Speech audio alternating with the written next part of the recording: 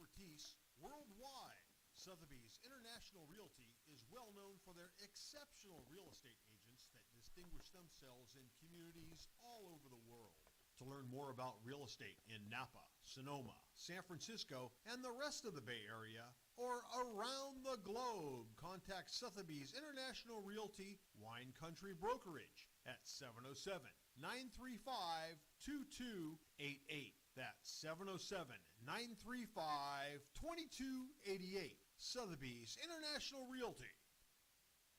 The Sonoma Stompers are excited to have Jacob's Restaurant providing all of our concessions this season. At the ballpark, you'll find gyros, Chicago dogs, pizza, and salads. But in their restaurant, you'll find an outstanding menu featuring the best Mediterranean-style offerings in town. Seafood linguine, chicken piccata, ravioli, risotto, pizza, and so much more. Don't forget to try their desserts. Jacob's Restaurant is located on 1266 Broadway, right next to Traintown. Jacob's Restaurant and the Sonoma Stompers, proud partners. In your quest for roofing services, look no further than Crandall Roofing. Crandall's dedicated team of professionals guarantees excellence, from roof repairs to installations. Crandall delivers top-notch solutions with unmatched value. Crandall Roofing uses only Class A fire-rated materials, and Crandall Roofing is certified by the manufacturer to extend warranties up to 50 years of coverage. Crandall Roofing's simple pricing for roof services ensures transparency and ease. With straightforward rates and no hidden fees, Crandall Roofing makes roofing solutions accessible for all. Let your next roof be your last roof. Crandall Roofing, Diamond certified and proud partner of the Sonoma Stompers.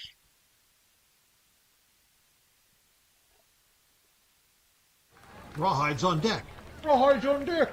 Oh my God. Rawhides on deck. On Deck can be purchased right here at the ballpark and at Sonoma Springs Brewery, located at 19449 Riverside Drive in Sonoma.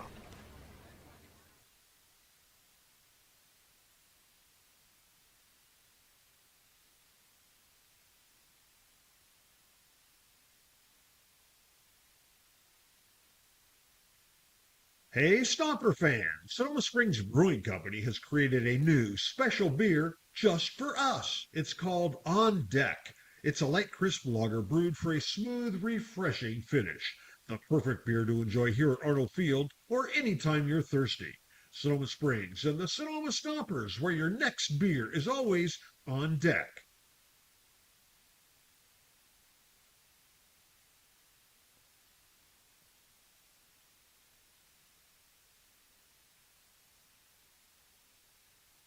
The Sonoma Stompers pregame show is on the air. Kieran Costa and Nate Martin have you covered up until first pitch here on the Stompers Broadcast Network. Get all the insights and analysis for tonight's contest and hear from Stompers manager Zach Pace on the Stomper Report. Your coverage of Stompers baseball starts right now.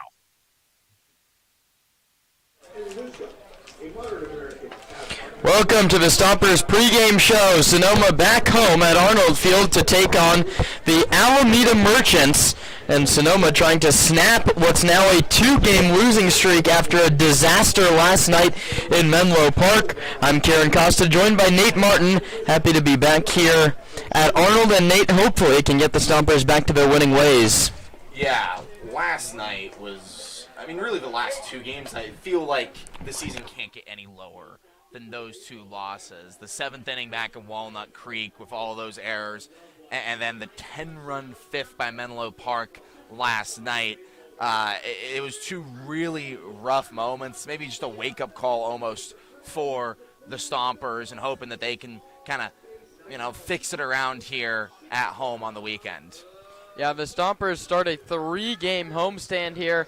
Alameda comes in Friday and Sunday with the Crawdads in the middle on Saturday. But before we get into this weekend's action, we'll take you back to what turned into a really rough middle innings in a loss last night.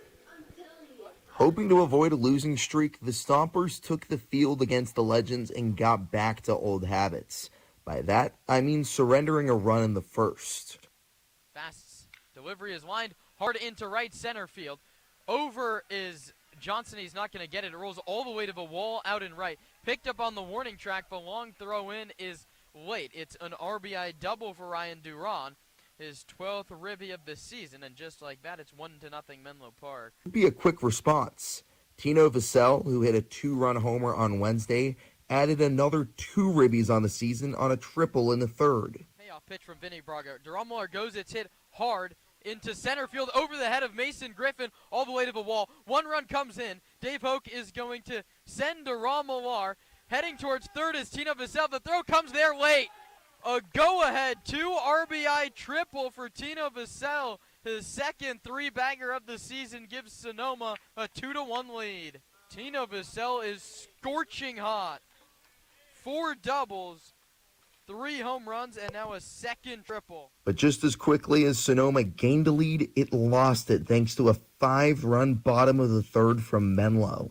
He delivers to Aaron Lewis. This one's hit foul down the right field line. Fair ball, says Alex Dickerson. It rolls into the corner. Sebastiani's throw comes into second. It's a 2 RBI double for Lewis.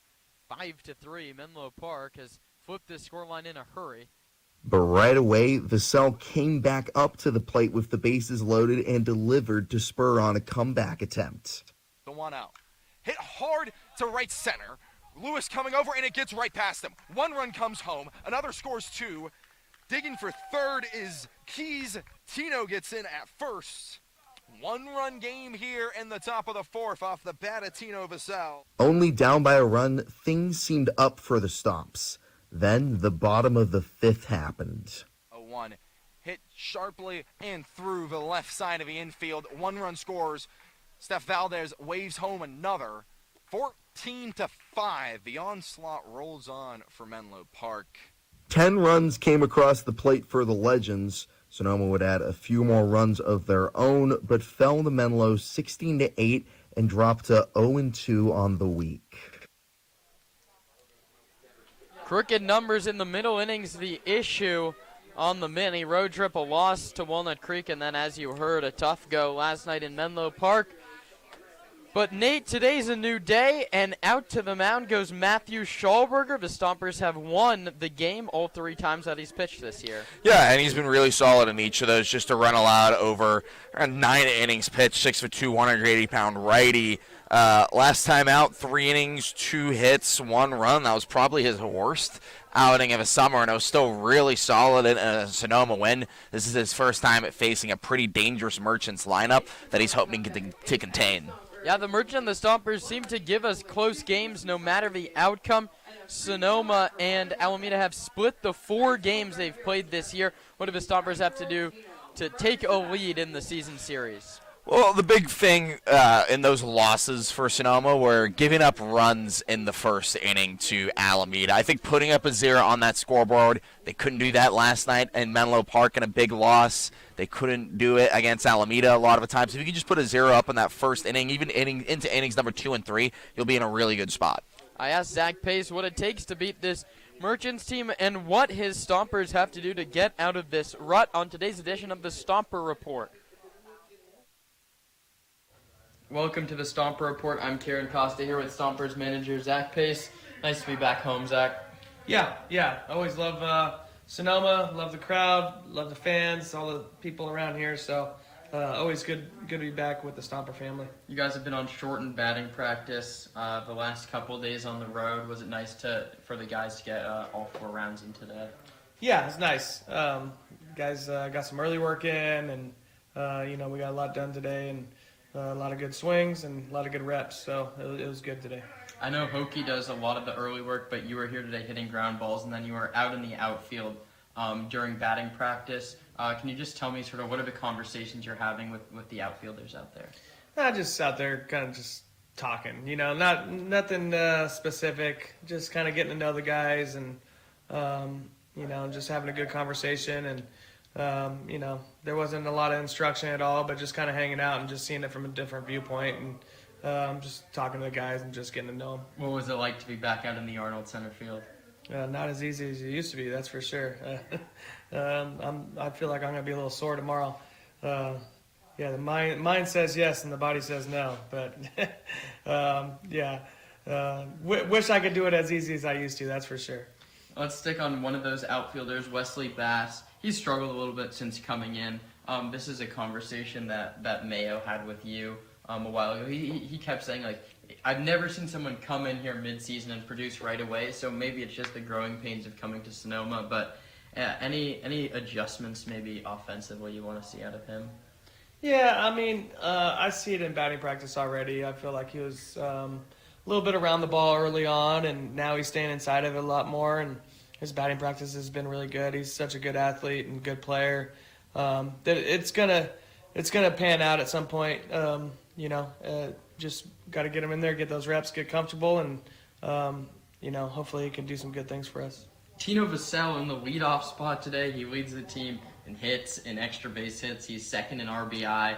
He's been in the 2 or 3 hole most of the year. What went in the decision to move him up to the top spot? Yeah, just shaking it up, just trying something a little different, see if I can find the right formula that really clicks with our guys. He's one of our better hitters, so wanted to get him up top, and he always has a good approach. So just wanted to try something a little different. That's about it. When you win, I like to stick with the same lineup for the most part if I can. Obviously we're going to change it up a little bit and with guys platooning and that kind of stuff. But when we lose, I definitely want to change it up and see if we can find something a little better. And what's working so well for him offensively? He's just getting a good pitch to hit. I mean, he's just really aware of the zone, puts himself in a good hitter's count, and then he's on time with the baseball. He doesn't swing out of the zone for the most part. He's pretty good at staying in the zone and just getting a good pitch and being on time. So hopefully he can do that a bunch today for us. Anthony Scheffler in the lineup today. He had a double yesterday, his first extra base hit. He's like a first baseman, third baseman kind of guy. He's been out there with some of your catchers banged up. He's been down in the bullpen catching some bullpens. He's been out there warming up the pitchers before the inning. Shep seems like a guy who, like, even with limited runs, a great guy to have in the dugout. Oh, he's an ideal teammate. You couldn't ask for a better teammate, to be honest. He'll do anything to help the team and help the guys. And, he works his tail off to get better each day. I see it, in his batting practice and his fielding. And, he's just a really hard worker, genuine, great dude, and just, a really good asset to have here with the Stompers, just a really good teammate and, good friend for everybody. And defensively, what do you see from him at first base? He works really hard over there. I feel like he's one of our better defensive first basemen because he works at it really, a lot. And I feel like he's pretty solid over there. He really works on his flips to the pitcher and that kind of stuff. And he's been working on his ground balls. And so, I'm excited to just, see him out there and play a little bit more over at first. I guess a pretty simple one to close it out. It's been ugly last few days. What do you guys have to do to turn it around? Just got to play better baseball. We got to put it together, get all of our phases of the game working together, try to get 2 of the 3 at least, and hopefully we can pitch and take our quality at bats and play some good defense behind us and find a way to win tonight. Thanks, Skip. Good luck today. Thank you. Sonoma Springs night here at the ballpark. Welcome back to the press box. I'm Kieran Costa, joined by Nate Martin, wrapping up shop on this Friday edition of the Sonoma Stompers pregame show. And Nate, let's talk X Factors. I know we did that a little bit at the start of this season. There's a couple new faces in there. Wesley Bass, Mike Jones, both of them under 9 starts this season. And the big one, of course, Hunter Carlson back in the lineup. Yeah, and Carlson really showed up yesterday. His first 2 plate appearances were both doubles, including an RBI. Tino Vassell has been having two crazy games in a row. Home run against Walnut Creek on Wednesday, and then 2 for 3 last night with a triple and 4 RBI. He has been really, really solid, hitting leadoff tonight in the lineup, interestingly enough. Vassell, the team leader in average hits, doubles, triples, and home runs, including a couple of ties with 4 doubles. But Vassell really pacing the Stompers in just about every category that matters, and he'll lead off in the bottom of the first. We'll be back with the lineups and the first pitch and some Friday CCL action between the Stompers and the Merchants next on the Sonoma Stompers Broadcast Network.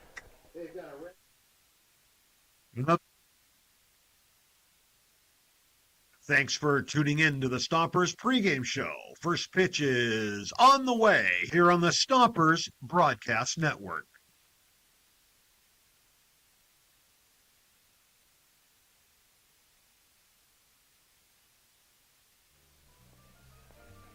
Nestled in the heart of Sonoma, Verano Cafe stands as the answer to locals yearning for wholesome food. Opened by Veronica Perez and Carlos Rubio, this cozy diner is nestled conveniently at the crossroads of Highway 12 and Verano Avenue. At Verano Cafe, breakfast, lunch, and dinner are experiences crafted with love and local ingredients. Each dish is a symphony of taste. But Verano Cafe isn't just about breakfast. Their lunch menu features favorites like fish and chips and classic French dishes catering to all tastes. Dinner includes house-made pasta dishes and elegant entrees. What really sets Verano Cafe apart is its commitment to quality and community. With locally sourced ingredients and a dedicated team that feels like family, Verano Cafe offers a warm and welcoming atmosphere. Whether you're a Sonoma local or a visitor, Verano Cafe promises to elevate your dining experience. Join us today and become a part of the Verano Cafe family. Verano Cafe, located at the crossroads of Highway 12 and Verano Avenue in Sonoma.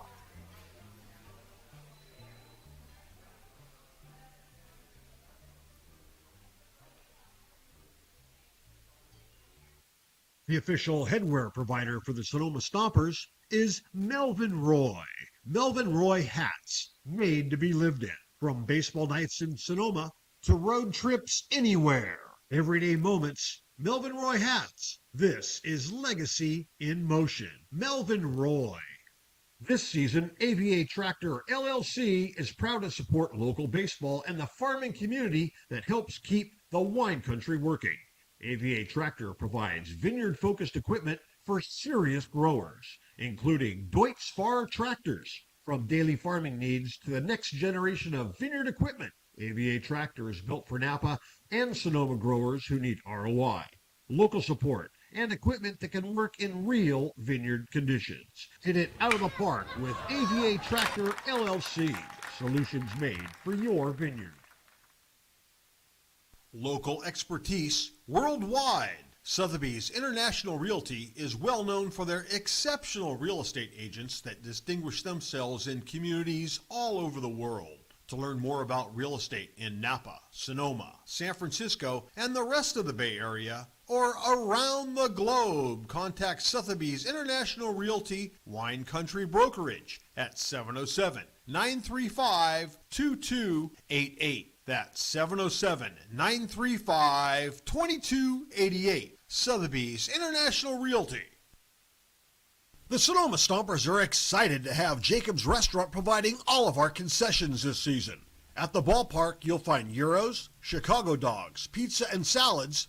But in their restaurant, you'll find an outstanding menu featuring the best Mediterranean-style offerings in town. Seafood linguine, chicken piccata, ravioli, risotto, pizza, and so much more. Don't forget to try their desserts. Jacob's Restaurant is located on 1266 Broadway, right next to Traintown. Jacob's Restaurant and the Sonoma Stompers, proud partners.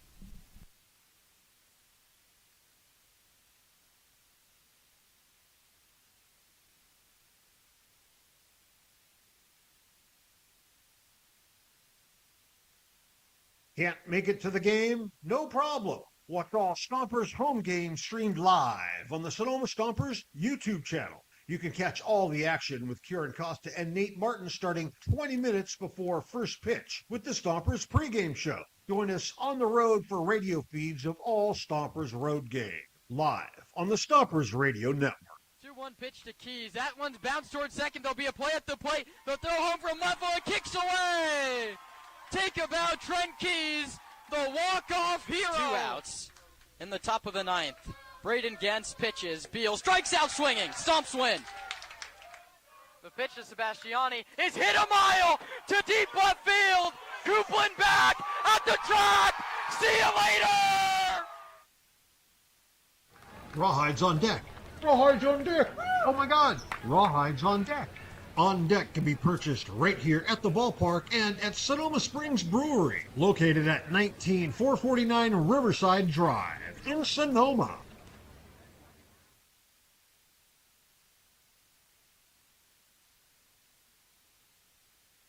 The lines are painted, the lineups are in, the field is raked, and the cleats are laced. Your Sonoma Stompers are just about ready to take the field. Now, straight to the voice of the Stompers, here's Kieran Costa.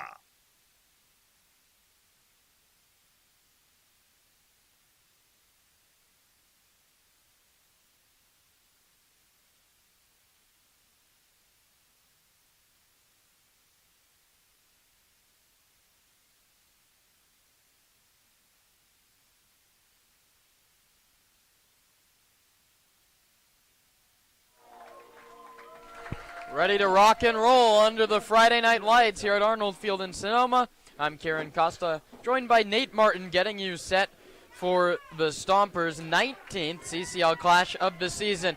Sonoma enters play 8-10 on a 2-game losing streak against a 6-8 Merchant squad that have lost 5 games in a row. Sonoma 7-4 at home, and on the other side, the Merchants 4-7 on the road. The 5th time they meet, the season series even at 4 apiece. And Matthew Schallberger gets the nod from Zach Pace, the 6'1", 185-pound righty from Stockton, California. Went to Linden High School before redshirting last year at Delta College. The 19-year-old makes his 4th appearance for the Stompers' 3rd start.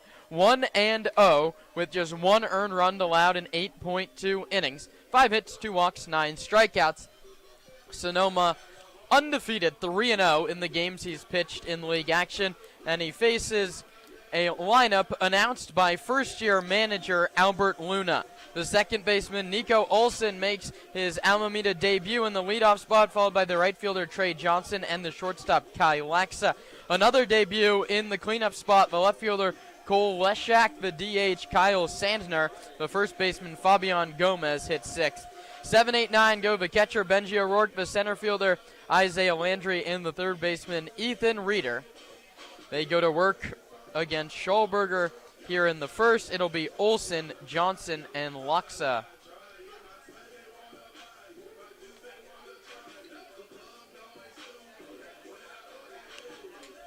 Stompers defensively today have Mike Jones in left, Chase Taylor in center, Wesley Bass out in right.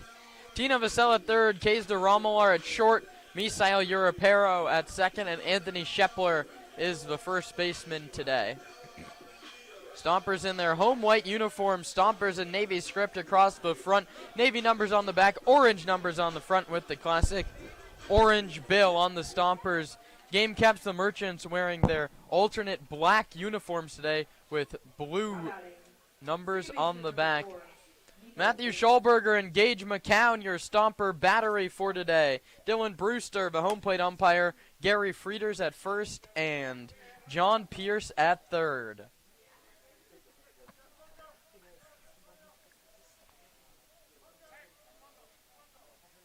Albert Luna in the third base coaching box. Dan Mills over at first. Dylan Brewster shouts play ball. Schallberger's ready. Olson is ready. And the first pitch of the ball game is a called strike one, a fastball at the bottom of the zone at 6:13 Pacific time. It's 70 degrees, sunny under a cloudless sky here in Sonoma. Schallberger ahead of Olson. No balls and 1 strike. The righty's delivery is low outside, picked up by McCown in the far batter's box, 1-1. A slider from Schallberger. Olson played his freshman season, including a redshirt year at Santa Clara. And then last year he played at Kansas Wesleyan out in Salina, Kansas. He had .381 with a .495 on base percentage over 59 games. He squares to bunt here and takes a called strike. That fastball is going to sit at 88 all night long for Schallberger. Maybe tick it up a little bit to 89, but that slider 10 miles an hour less at 78. Olson behind 1-2. First at bat as a Merchant for Nico. The 1-2 offer starts but stops. A nice hold up job by Olsen. The count's 2-2. Back to the fastball. That one was up to 89 miles an hour.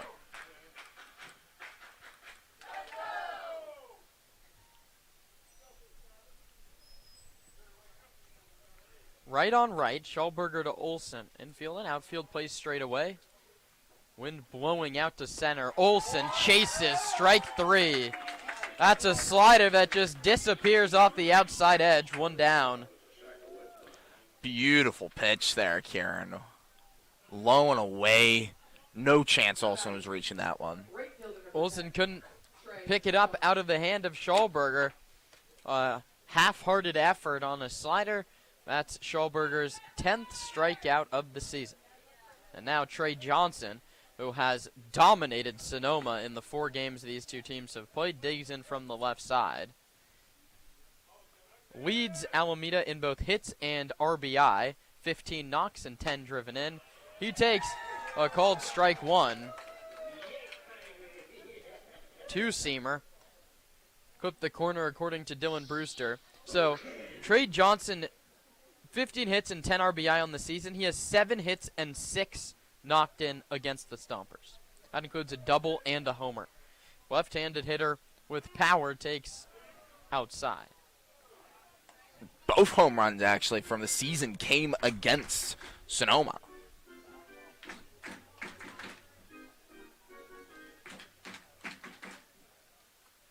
Left-handed hitter played at Skyline College last year. Awaits a 1-1. Takes low inside. McCown with a nice block.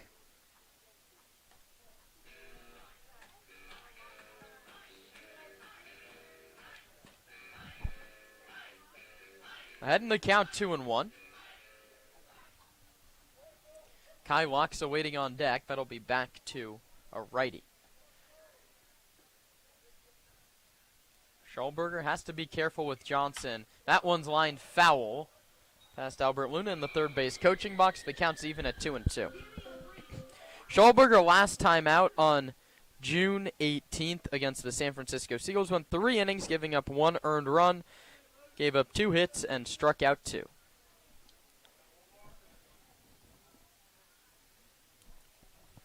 Looking to get Johnson here on a 2-2 pitch for the second out of the inning. Schallberger comes to the plate. This one's grounded to third, foul ball.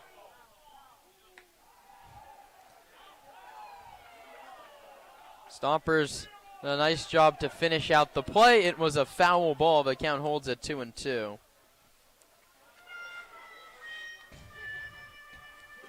Trey Johnson was first team all-conference for Skyline. He hit .325 with 9 doubles, 3 triples, and 5 home runs. That offensive numbers this year, .294 average, .431 on base, up from his .234 average, and he really didn't walk at all for Walnut Creek. That's where he played last summer. And his on-base percentage, .431. He's been really done a good job working counts as well. He awaits a 2-2 pitch from Schallberger from the first base side of the hill. Freezes him on a fastball in. A couple of strikeouts to start the ball game for Matthew Schallberger.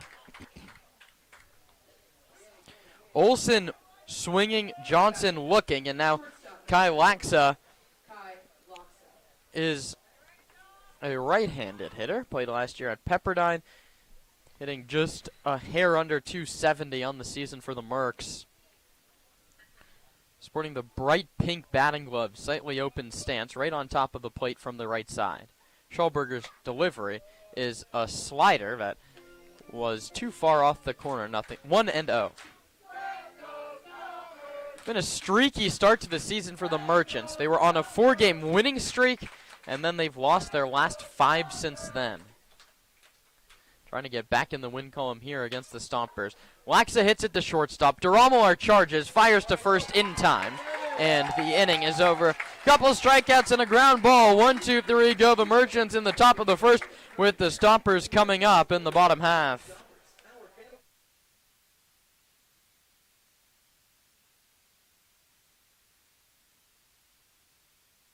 In your quest for roofing services, look no further than Crandall Roofing. Crandall's dedicated team of professionals guarantees excellence. From roof repairs to installations, Crandall delivers top-notch solutions with unmatched value. Crandall Roofing uses only Class A fire-rated materials, and Crandall Roofing is certified by the manufacturer to extend warranties up to 50 years of coverage. Crandall Roofing's simple pricing for roof services ensures transparency and ease. With straightforward rates and no hidden fees, Crandall Roofing makes roofing solutions accessible for all. Let your next roof be your last roof.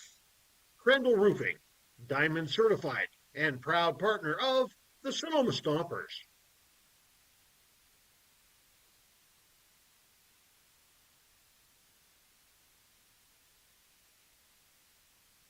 Friedman's Home Improvement. When something breaks at your house, head on over to Friedman's Home Improvement. Remember, if we don't have it, you don't need it.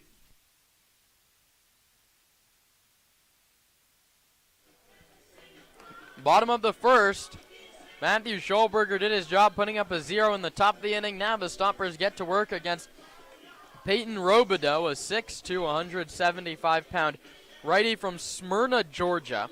He went to Whitefield Academy down in the Peach State, and then his freshman season at the University of Washington, he redshirted, did not appear in a ball game. This is just his second appearance for the Merchants. 6 days ago against Walnut Creek, he went 2 innings, gave up 5 hits, 6 runs, 3 of them earned, 2 strikeouts. He also allowed a long ball in that game. But to be fair, anything goes out if you're playing at the College of Alameda or Monte Vista. A couple of the smallest yards in the game. Here at Arnold, it's going to be a lot tougher to give up the long ball. 310 down the line and left and right. It's 425 to center.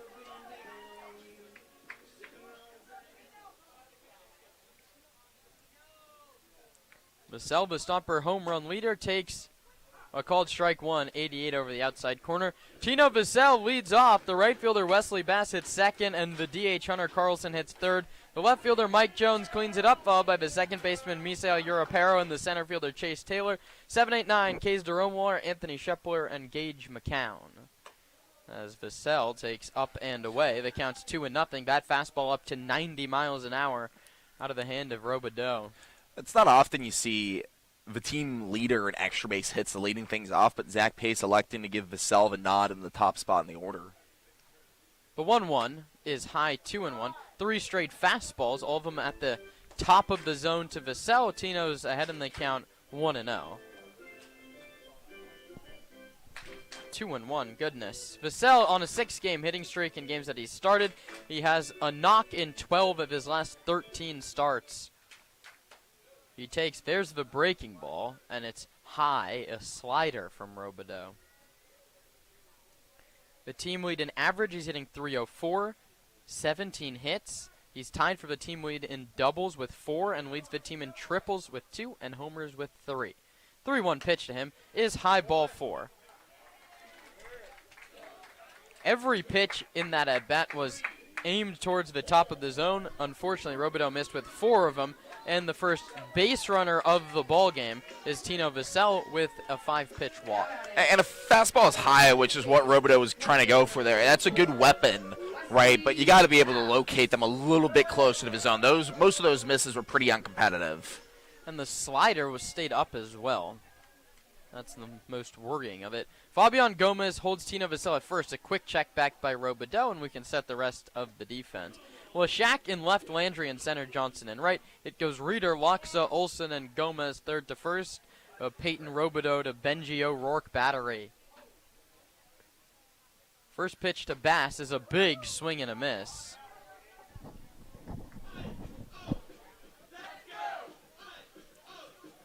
That was the first one down in the zone. It was a cutter.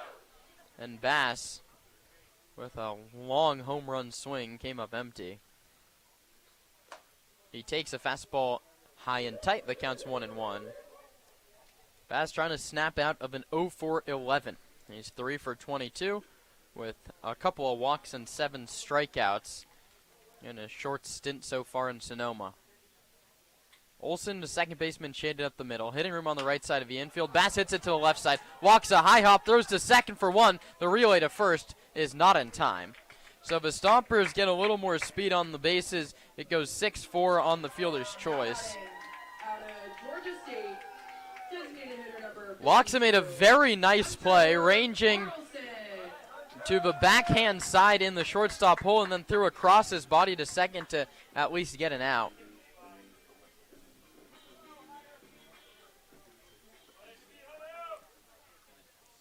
So Vassell back to the dugout. Bass at first not running as Hunter Carlson, his Georgia State teammate, takes it called strike one. Bass has stolen 6 bags, and he's only been on base 5 times. It's a good ratio. That it is. Hoping he can get himself into scoring position here with one out. Another check to first, a low throw. Gomez can corral it. Bass safe with a dive.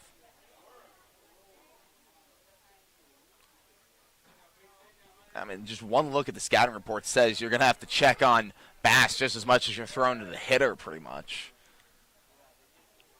Bass dancing off the bag and running. Carlson takes high. The throw to second is late. Wesley Bass's 7th steal of the year, and that's a perfect pitch to try and throw someone out on for O'Rourke. It's a fastball up in the zone. He pumped up out of his crouch and threw to second. Not a perfect throw. I don't even know if a perfect throw would have got him. Bass in scoring position for Hunter Carlson. Bounces this one foul past Jacoby Heyer in the first base coaching box. Dave Hoke over at third for Zach Pace. Change up from Robideau on the outer half of his plate. And this is where it gets really fun with Wesley Bass at second. Every single time he's gotten on there, he's really been dancing. He got caught in a pickle one time in scoring position, but he really likes to play mind games on the pitcher. Bass always an aggressive secondary leadoff second.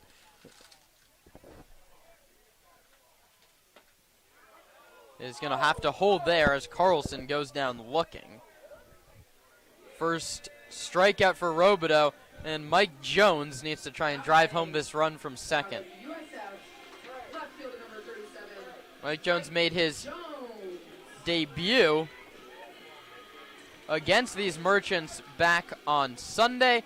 He had a hit and an RBI. He's 2 for 10. A couple of singles. Looking to drive in his second run of the year. Open stance from the right side. Jones hits this one a mile to left. Chasing back Lashak. It's way out of here.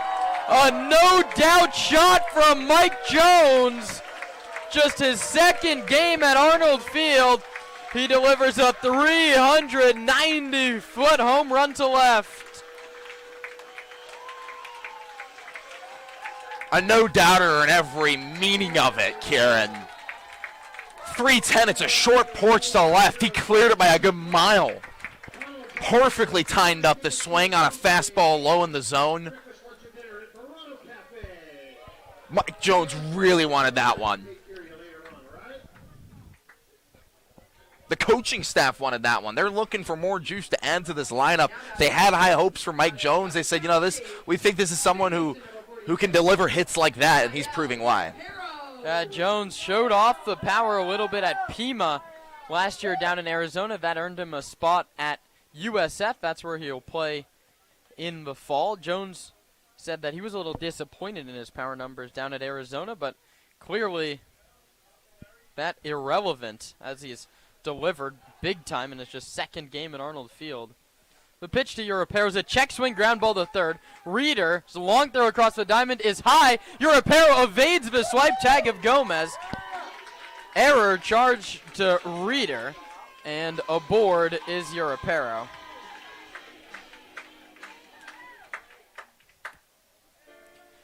Mike Jones, 4 home runs last year at Pima. Those power numbers were up from 547 slugging isn't anything to, shrug about. That's good numbers. Now Chase Taylor digs in, and takes a called strike one, a changeup at the bottom of the zone. Finally, something that's not a first pitch fastball here from Robideau.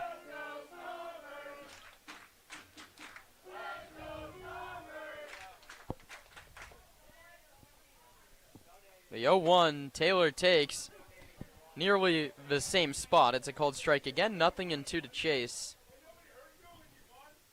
2-0 Stompers, courtesy of a Mike Jones home run.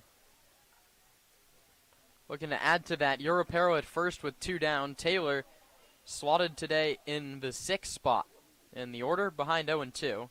And he hits this one hard to first. Nice play by Fabian Gomez, who takes it to the bag himself. And the inning is over for the Stompers. 2 runs on 1 hit, 1 Alameda error, and 1 man left. We head to the 2nd. It's the Stompers leading the Merchants 2-0.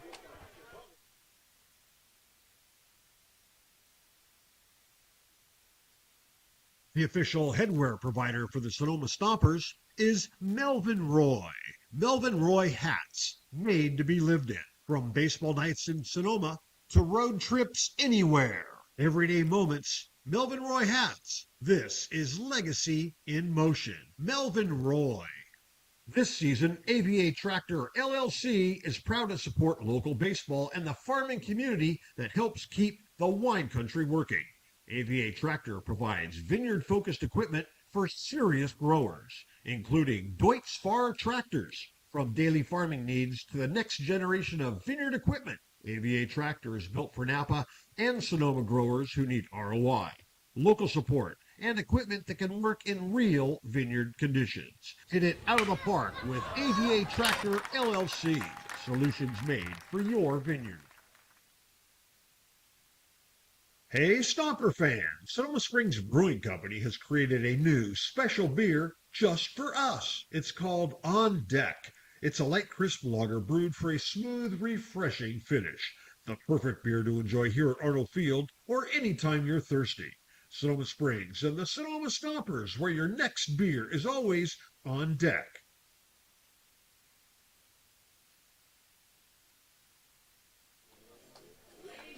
It took Matthew Schulberger just 13 pitches to retire the Merchants' top 3 in order in the first. He now faces Cole Lashak, Kyle Sandner, and Fabian Gomez. Starting with Lashak, who makes his Merchants debut, played the last couple years at Kenyatta College. He's headed to Seattle University, committed just a couple days ago. Open stance, he's a right-handed hitter, sporting the Alameda bright blue helmet. He swings first pitch and fouls it back to the screen. Two-seamer on the inner third. Well, Shaq had a nice year at Kenyatta, 374 average. And clearly, Albert Luna seen his team in a 5-game losing streak, trying to add some offense to the squad. 0-1. Got a slider, a hanging slider up in the zone. Wasn't on that one either. Fouled it back. Schulberger got away with a mistake. Both Lashak and Olsen making their debuts this game. Olsen struck out. Lashak a pitch away from doing the same here. Lashak had a hit in 34 of his last 38 games for the Colts of Kenyatta. Trying to pick up that streak here. He hits this one to third. It eats up Tino Vassell, who settles down, throws to first in time. So he'll have to wait till his second at-bat in hopes of that first hit. Brings up Kyle Sandner. And another guy looking for some 4-year opportunities. Played at Delta the last couple years.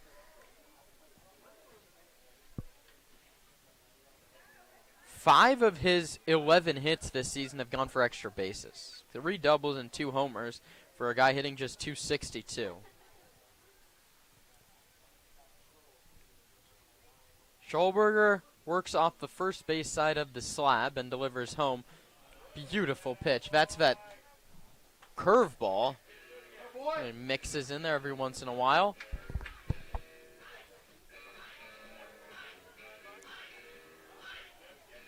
It's a curveball in the zone to start an at-bat. You love the faith Schulberger has in his pitches. 0-1. Popped up on the infield. Tino Vassell in foul ground, comes back towards fair territory and makes the catch on what's been a really, really windy day. That ball took off a little bit on Vassell, but he cut into fair territory to make the catch just behind the third base bag. Yeah, and the wind really has died down a little bit, but you can still see it blowing pretty hard out to center field.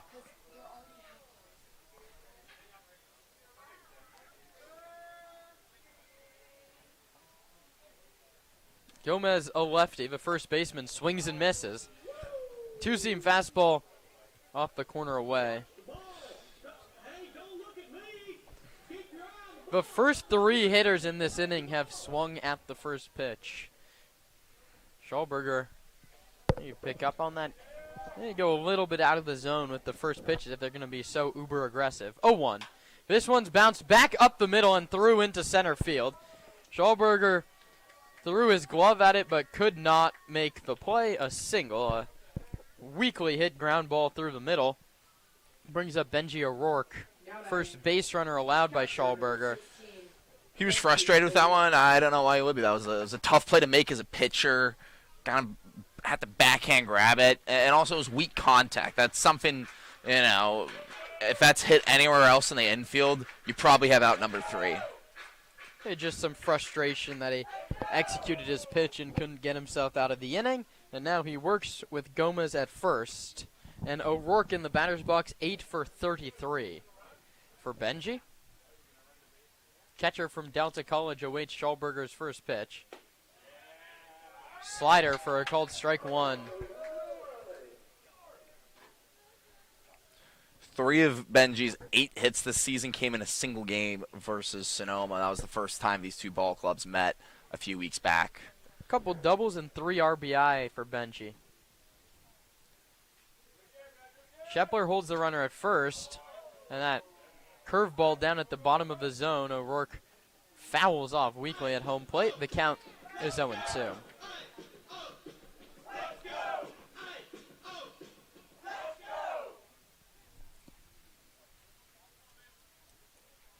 Schallberger now a pitch away from getting out of this inning. The pitch count still relatively low for Matthew. He's thrown just 20 pitches as he works here against O'Rourke, who has struck out 8 times in 33 at-bats, so a guy that's prone to the strikeout. Schallberger's 0-2 pitch. Struck him out looking, paints the corner with a fastball. The side is retired.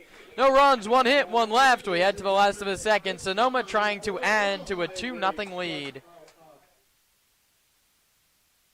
We know you love watching the game on the Stompers YouTube channel, but nothing beats coming out to the park. Support your Stompers at Arnold Field all summer long. Get your tickets at stompersbaseball.com or give us a call at 707-522-7284.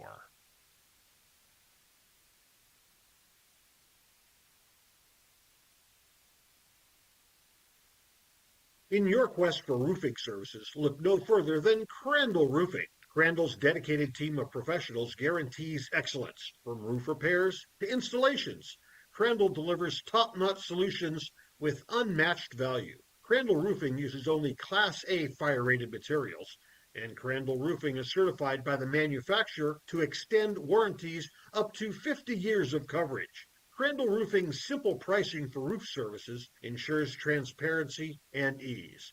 With straightforward rates and no hidden fees, Crandall Roofing makes roofing solutions accessible for all. Let your next roof be your last roof. Crandall Roofing, Diamond certified and proud partner of the Sonoma Stompers.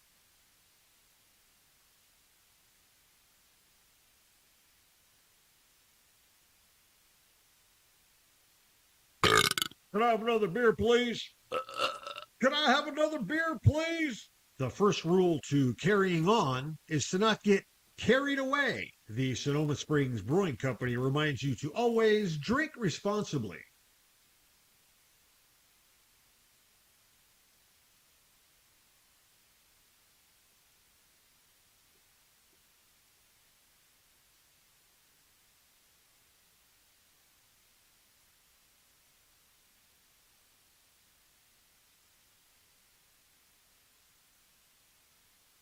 Not getting enough Stompers content?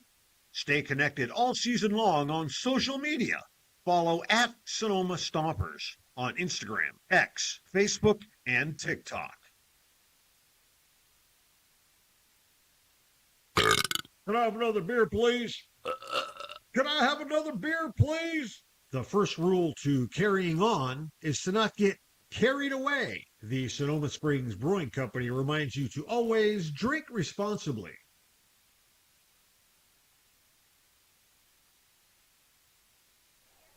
Bottom third of the Stomper order due up here in the second inning. DeRomular, Shepler, and McCown. If anyone reaches, it's back to the top.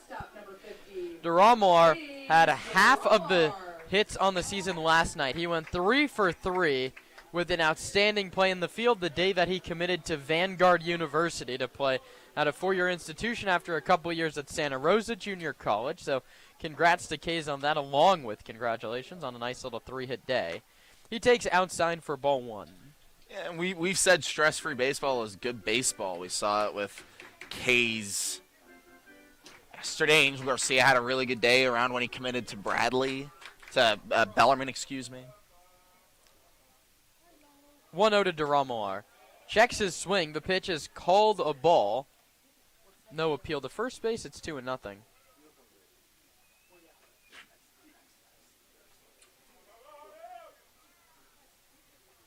DeRomular now 6 for 24. All 6 have been singles, an RBI, 2 walks, and 4 strikeouts. He bends back out of the way of a fastball. That's a called strike at the top of the zone. 2 balls and 1 strike now. DeRomular, he's going to put the ball in play. 28 plate appearances, just 4 strikeouts and 4 free passes. 2-1 to him. Is hit into right field. Chasing back Trey Johnson, battling the sun. He crosses onto the warning track and makes the catch.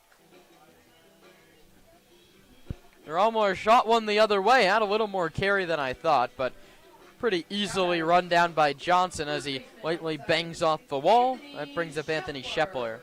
Johnson had that play all the way. I mean, that ball got carried a lot by the wind. It's now it's still blowing out towards the outfield. Right center, center-ish. Shepler 2 for 19 on the season. One of those hits was a double in last night's ball game off the bench. He swings first pitch and fouls it back to the screen.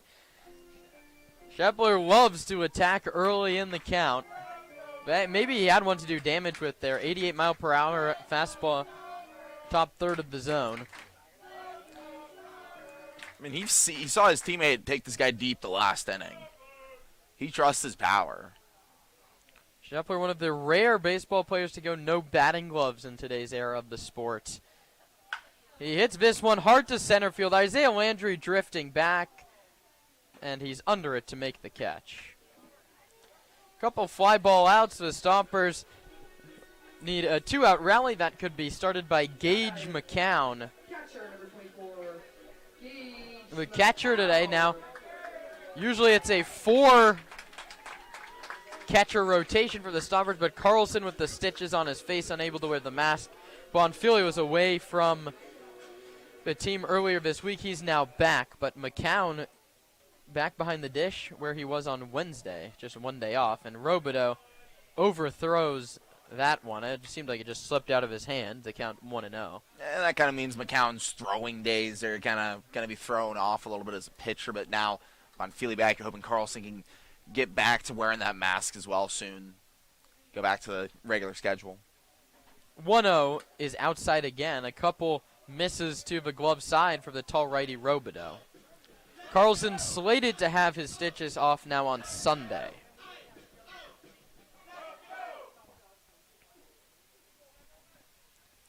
McCown ahead in the count. He already has worked 4 walks this season. He's swinging here and hitting it foul. Up over the Stomper first base dugout. The count goes to 2-1.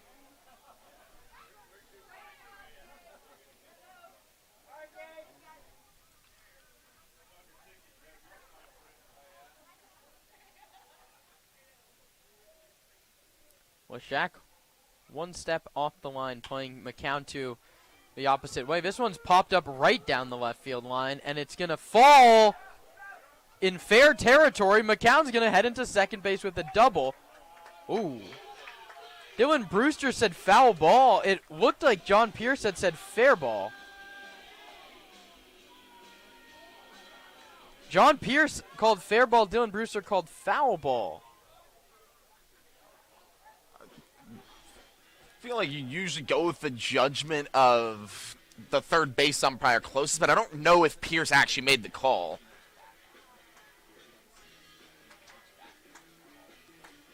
I don't think he made the call. I think it was Brewster that decided it, but Pierce has got to, I would say, have a better look on that instead of looking back at the guy who's 90 feet away.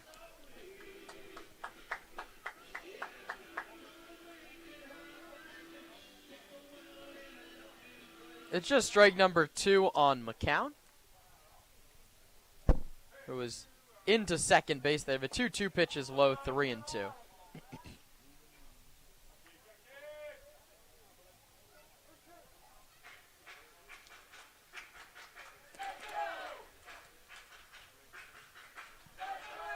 McCown works the count full, trying to extend this bottom of the second. He takes a called strike 3, inside edge.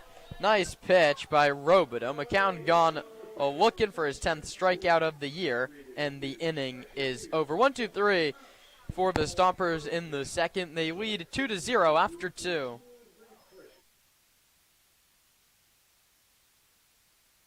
The official headwear provider for the Sonoma Stompers is Melvin Roy. Melvin Roy hats, made to be lived in. From baseball nights in Sonoma to road trips anywhere. Everyday moments, Melvin Roy hats. This is legacy in motion. Melvin Roy. This season, AVA Tractor LLC is proud to support local baseball and the farming community that helps keep the wine country working. AVA Tractor provides vineyard-focused equipment for serious growers, including Deutz Fahr tractors. From daily farming needs to the next generation of vineyard equipment, AVA Tractor is built for Napa and Sonoma growers who need ROI, local support, and equipment that can work in real vineyard conditions. Hit it out of the park with AVA Tractor LLC. Solutions made for your vineyard.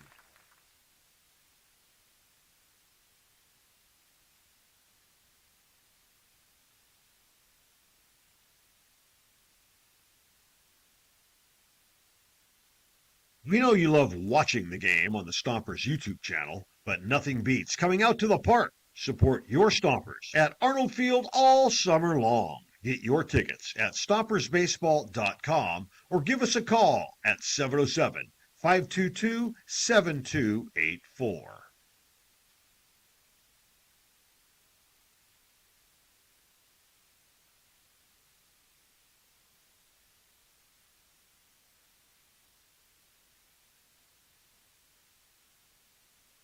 Not getting enough Stompers content? Stay connected all season long on social media. Follow at Sonoma Stompers on Instagram, X, Facebook, and TikTok.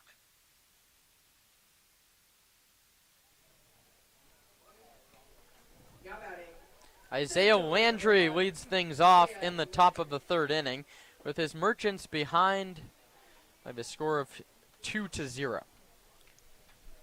Landry's been playing summer baseball in the Bay Area for a long time now. The 21-year-old played last year at USF, awaits the first pitch from Schulberger that he takes for a called strike 1. Landry went to Alabama State out of high school and then USF last year. He played 2023 for the Alameda Anchors, 2024 for the San Francisco Seagulls, and then last year he played for these Merchants, and he takes outside 1-1. And I'm trying to think where he got those bright green and pink batting gloves from. It's definitely not USF or Alabama State. I think he just got them. I like that.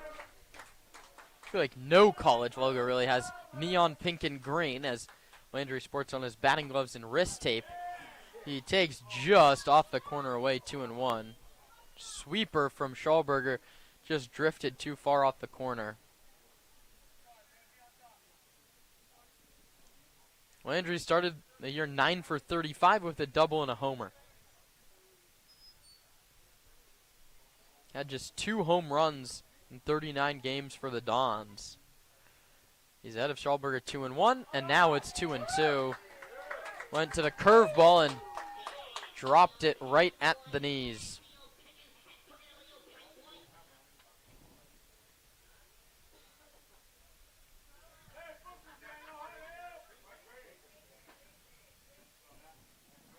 Two-two, Schallberger to Landry. Bounced right back up the middle and through. Near replica to the single with 1 out in the second inning. This one hit a little bit harder. Landry, the leadoff man, is aboard, and now Ethan Reeder comes to the plate. Probably also a tougher play for Schallberger to make. That one is right on the pitching mound dirt. No chance for the pitcher to get that one. Nice play by Landry, and he's definitely a threat to move around here on the bases. Landry, just 3 stolen bases for the Merchants this year. Short leadoff first, held on by Shepler. Schallberger hasn't looked back at him yet. He sidesteps to the plate. It's bunted foul up the first base line. And Matthew Schallberger did not even peek at Landry at first base. And after seeing that bunt, I think he'll be a little bit more cognizant of the runner over there at first. I think Landry had it stolen. Reeder attempted a bunt, but could not get it down up the first base line. The righty hitting .220, .244 on base percentage. He has just 2 walks this year. Trying to flip things over to the top of the lineup in Nico Olson, and there's the check by Schallberger, and he threw it down the right field line. Landry's going to take a big turn at second and head for third. Shepler has to run it down in right field, and he's going to throw it into the cutoff man. A 2-base error on the pitcher. Schallberger allows Landry to go from first to third. The Stompers had a really clean defensive game last night. That wasn't the reason why they lost. It was Wednesday against Walnut Creek where you had 5 errors, many of them in that 7th inning. That's one where you can't have this early in the game in a 2-run lead. It's the 4th error charged to a Stomper pitcher this season.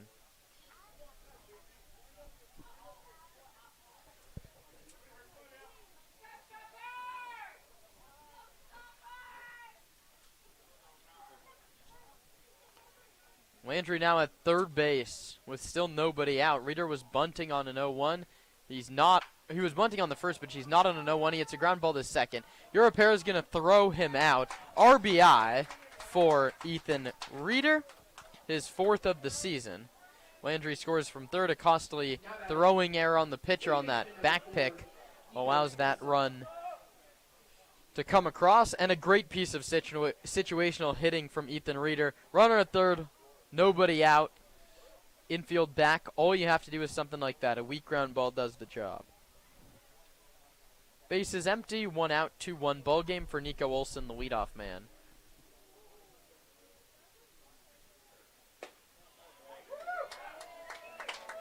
Big hook to start things off from Schallberger, 0-1. Completely unfazed, even after giving up a run. That's a great first pitch from Schallberger.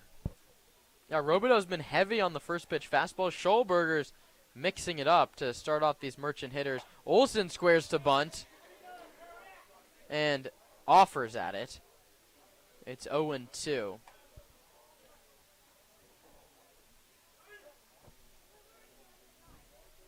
Vassell was playing back. He still is. Now with 2 strikes.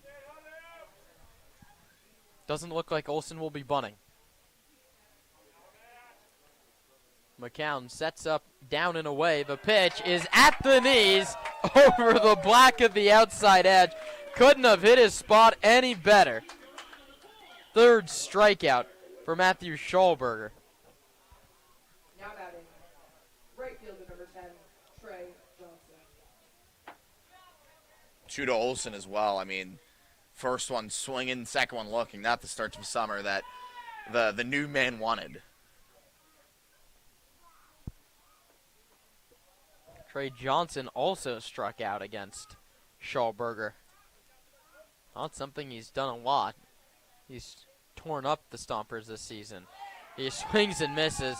That's a really nice sweeper coming towards the back foot of the lefty Johnson, and he swings over it. The count is 0-1. Other teams have had success getting Johnson to go down via the strikeout. He has 12 on the summer, had 3 in a game versus Slow a few days ago. Slow threw out their A-arms against these Merchants. Quincy Winkler was working a no-hitter into the 7th. Also saw Connor Mendez. 0-1. Low, 1-1. Slow team that just won't stop winning. Beat the Foresters yesterday. They lead the Arroyo Seco Saints 4-0 in the bottom of the 3rd.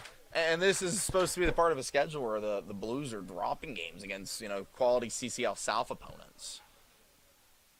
1-1. Misses.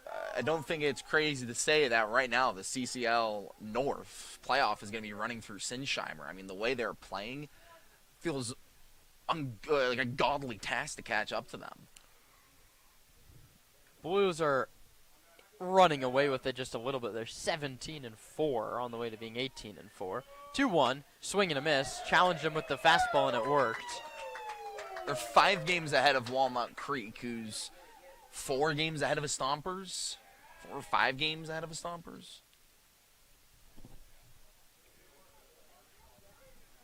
Two balls, 2 strikes. And 2 outs. Base is empty. The pitch is popped up shallow down the left field line. A long run for Mike Jones, and he slips and falls. He can't get it. It's called fair, and to second base goes Trey Johnson with a double.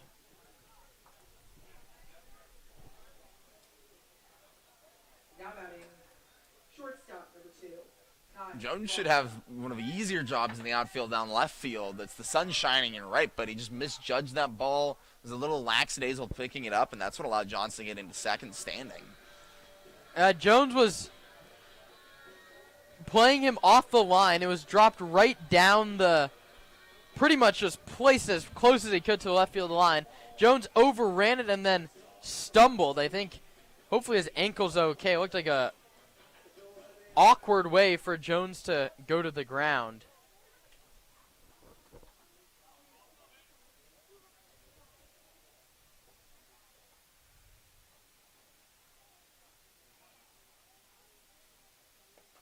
First one skips past McCown to the screen. Wild pitch, and now the tying run is 90 feet away.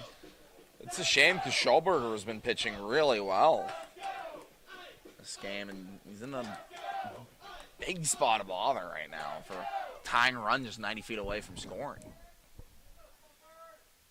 Barring that play down the left field line, which was a very tough play for Mike Jones to make, he's sort of done it to himself a little bit. An errant throw on a pickoff and then a wild pitch there. He's given away 3 free bases in the inning. 1-0 is hit into center field, and it's going to fall in front of Chase Taylor. We have ourselves a tie ball game at 2. Third hit of the inning off Schulberger, and that brings up Cole Lashak. Now that one, that's a well-hit ball. Right back up the middle, hard off the barrel. Kyle Oxen's just doing what he's done all season.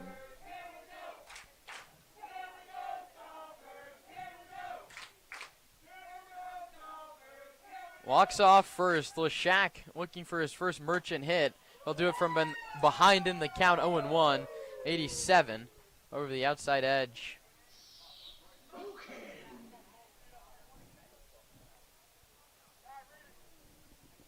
Walks extends his lead a step off first. Shepler applies the tag on a pick back, not in time. Landry singled to lead off the inning. Schulberger threw errantly on a pickoff attempt, moved him to third. Reeder scored him on a ground ball after Olson struck out. Trey Johnson doubled and then scored on a Kai Loxa single. He's at first. 2-2 ball game, top of the third. Schulberger's pitch to Lashak is bounced up the third baseline. Vassell gloves it and throws in time to first base. Very nice play by Tino Vassell to end the inning. 2 runs on 3 hits, 1 Stomper error, and 1 man left. Tie ball game after 2.5 on the Stompers Broadcast Network.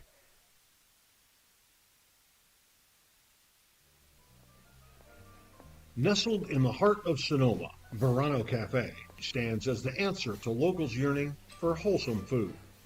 Opened by Veronica Perez and Carlos Rubio, this cozy diner is nestled conveniently at the crossroads of Highway 12 and Verano Avenue. At Verano Cafe, breakfast, lunch, and dinner are experiences crafted with love and local ingredients. Each dish is a symphony of taste. But Verano Cafe isn't just about breakfast. Their lunch menu features favorites like fish and chips and classic French dishes catering to all tastes.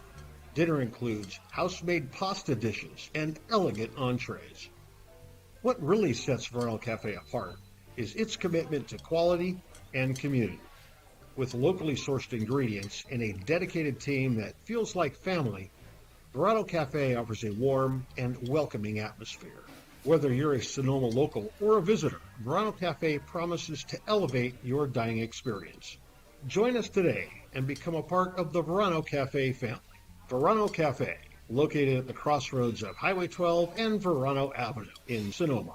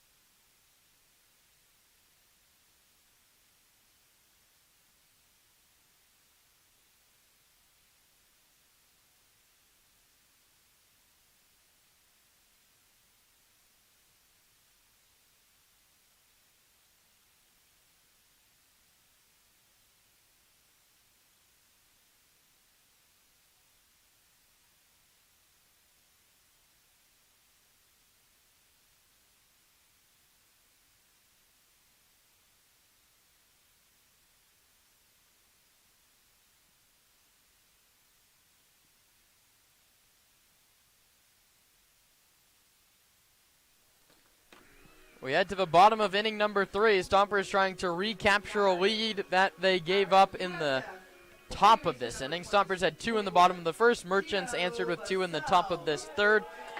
Tino Vassell, Wesley Bass, and Hunter Carlson 1, 2, 3 in the Stomper order, trying to get things rolling against Peyton Robideau. Vassell swings and misses. Changeup fooled Tino. Vassell worked his 15th walk of the summer. It was then erased on a Bass fielder's choice. He takes off the corner away. And a little up above the zone. The count's 1-1. A cutter from Robideau. Long way from Smyrna, Georgia. Pitching in the East Bay this summer for the Alameda Merchants. He misses low. The count's 2-1.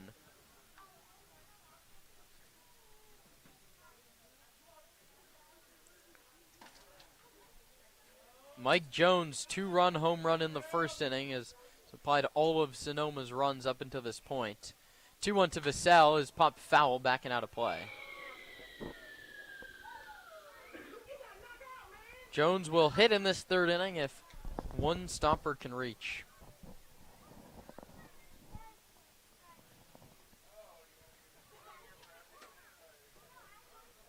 Walks to the shortstop, 1 step over towards the middle.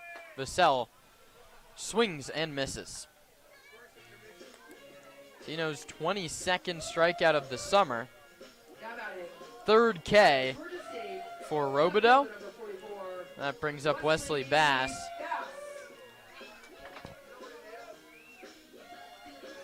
Wesley reached on a 6-4 fielder's choice, stole second, and then came around to score on the Jones home run.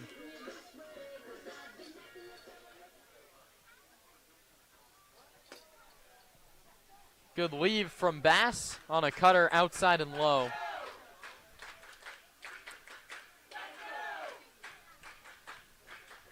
No action in the Stomper bullpen just yet. It seems like Matthew Schallberger will get the 4th. Bass, another nice take. 2 competitive cutters. This one missed low and on the inside corner this time. To see Bass taking on those pitches there. At Georgia State, his problem was a swing and miss. He struck out 7 times already this summer. And here he's ahead 3-0. Not a guy you want to walk. He has 7 stolen bases. And scored a run in the first, but that was barely even. It didn't need that stolen base. It was a home run from Jones. Anything would have scored. That ball was crushed by Jones. And Wesley Bass earns himself a walk by taking 4 pitches in a row. And with 1 out and Hunter Carlson coming to the plate, I wonder how aggressive is Bass on the bases. Designated hitter number 52, Hunter Carlson welcomed himself back from the injured list with 2 doubles yesterday. That bumped the average back up for Hunter to 320. And it gets on base so well, 485. Bass runs, the pitch is a called strike, and O'Rourke will not make a throw.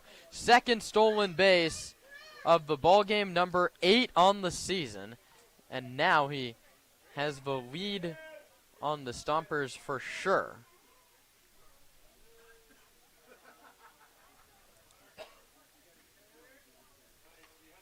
Peyton Rolls pacing the CCL North with 12. Bass not running on this pitch, and Carlson a big swing and a miss.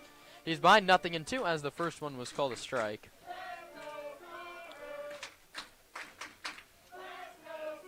But Rolls has done that in 13 games. Bass has 8 through 6.5, basically. And one of those, he only got a single at bat. So Bass really, on steals per game, has a whole lot more than the rest of the league.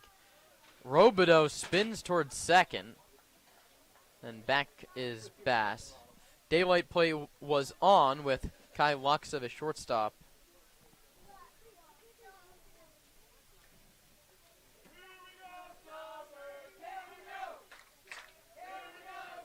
Oh, 2 to Carlson. Inside, and it hit him.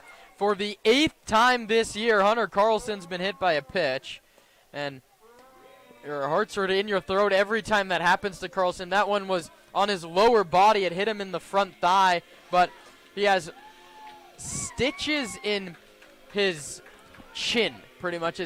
The front part of his chin facing out towards the pitcher. So when a pitch comes at him, I was talking to Carlson yesterday. I said, it's not time to take one for the team. If anything's coming up over your hip, please jump out of the way. He takes that one on the thigh, and it forces Albert Luna to the mound. He'll be joined by his entire infield.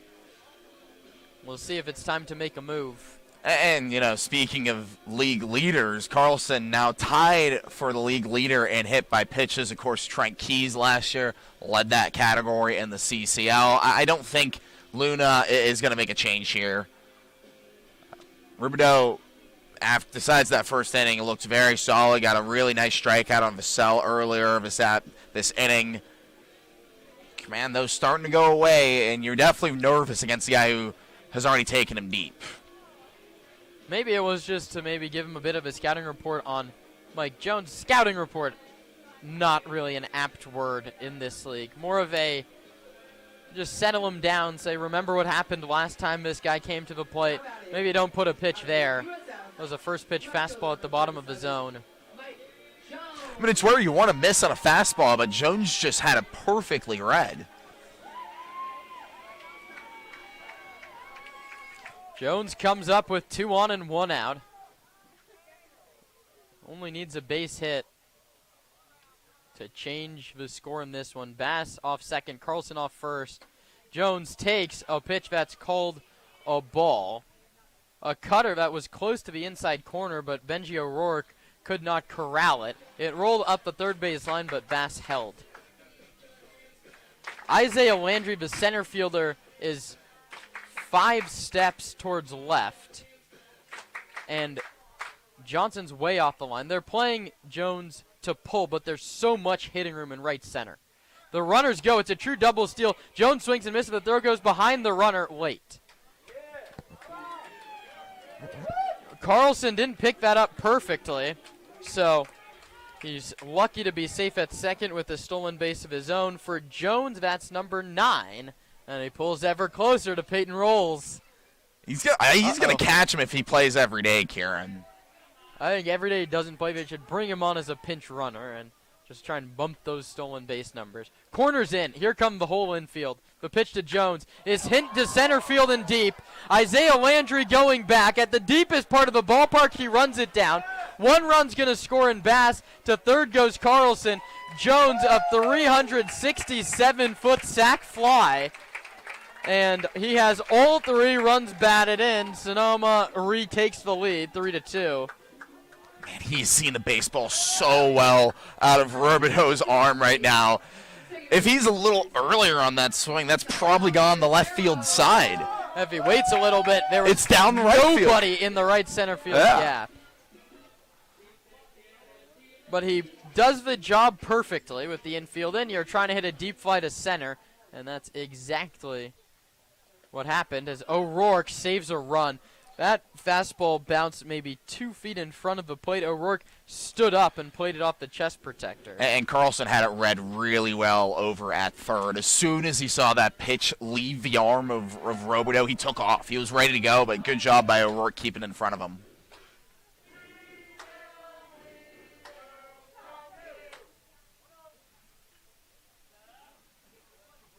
Europero trying to extend this lead of 3-2. The 1-0 high this time, 2 balls and no strikes. For Carlson on the double steal, that was just his 2nd steal of the year. He's now at third after advancing on the Jones fly ball. Infield back. Europero ahead in the count 2-0. Make it 3-0. O'Rourke another nice block. Misa, the team leader in walks with 16. Very close to earning his 17th free pass. Arm getting loose in the Merchants bullpen as a lefty. And he only got up when Albert Luna came to the mound for the first time, so he's been there for less than 5 minutes. I'm not sure if they can go to him after this batter, which hopefully could end the inning in Alameda's mind as Europero takes a 3-0 get-me over 3-1.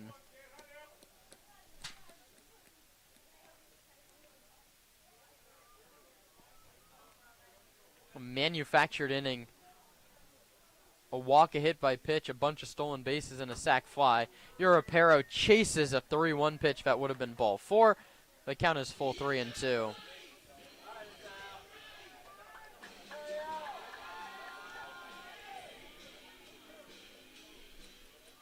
Uncharacteristic of Europero to go that far out of the zone.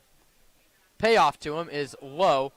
Ball 4. 3 fastballs in the dirt in that at bat, and Benji O'Rourke kept them all in front. It's the 3rd free pass issued in the inning, and that's going to bring out Albert Luna for the 2nd time this frame. So I think he has to make the move. Looking down to the bullpen, and the call's been made. That'll do it for Peyton Robideau. The Stompers lead by 1, threatening for more. Runners at the corners, 2 out in the 3rd. We'll tell you all about the new man on the other side. The Sonoma Stompers are excited to welcome La Michoacana Ice Cream and Treats to the family. La Michoacana Ice Cream is rooted in the world-famous ice cream traditions of Mexico. La Michoacana uses only fresh, natural ingredients, using recipes that have been handed down for generations. Every paleta is made by hand. Every scoop is crafted with love. Every bite, muy delicioso. La Michoacana Ice Cream and Treats, located at 18495 Highway 12 in Sonoma, 1219 Grant Avenue in Novato, and of course, right here at the ballpark. Hey, baseball fans, when visiting Sonoma, make sure to dine at Wit and Wisdom, a modern American tavern by world-renowned chef Michael Mina. Wit and Wisdom is famous for hearth cooking, their extensive wine list, and an upscale yet relaxed atmosphere. Wit and Wisdom is located at the Lodge at Sonoma. Make a wise choice. Dine at Wit and Wisdom in the heart of Sonoma.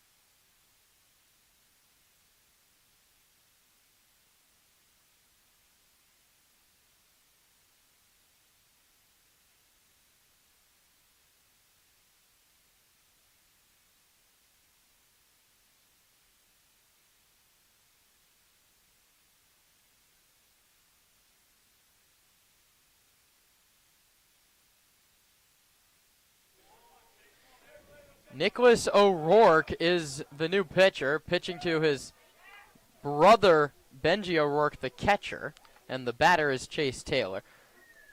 Runners lead from first and third. That would be Carlson from third, Europero from first. O'Rourke misses way high at 84 miles an hour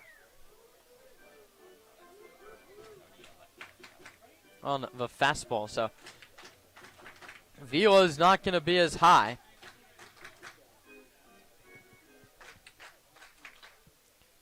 Taylor takes a called strike one.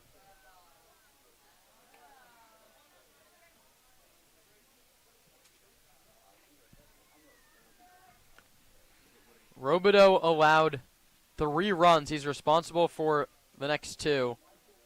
Taylor, a big swing and a miss.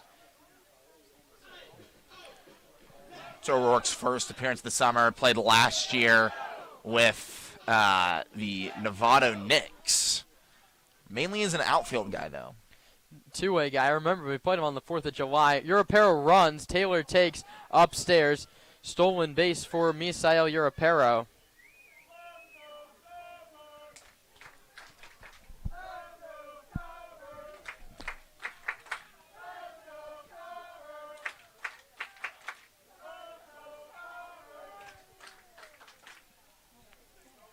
Two balls, 2 strikes, 2 outs, 2 on. Taylor swings and misses.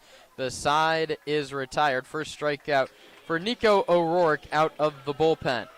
Stompers get a run on no hits, 4 stolen bases, and 2 men left. We head to the 4th inning. Nate Martin takes over on play-by-play with Sonoma leading Alameda by a score of 3-2.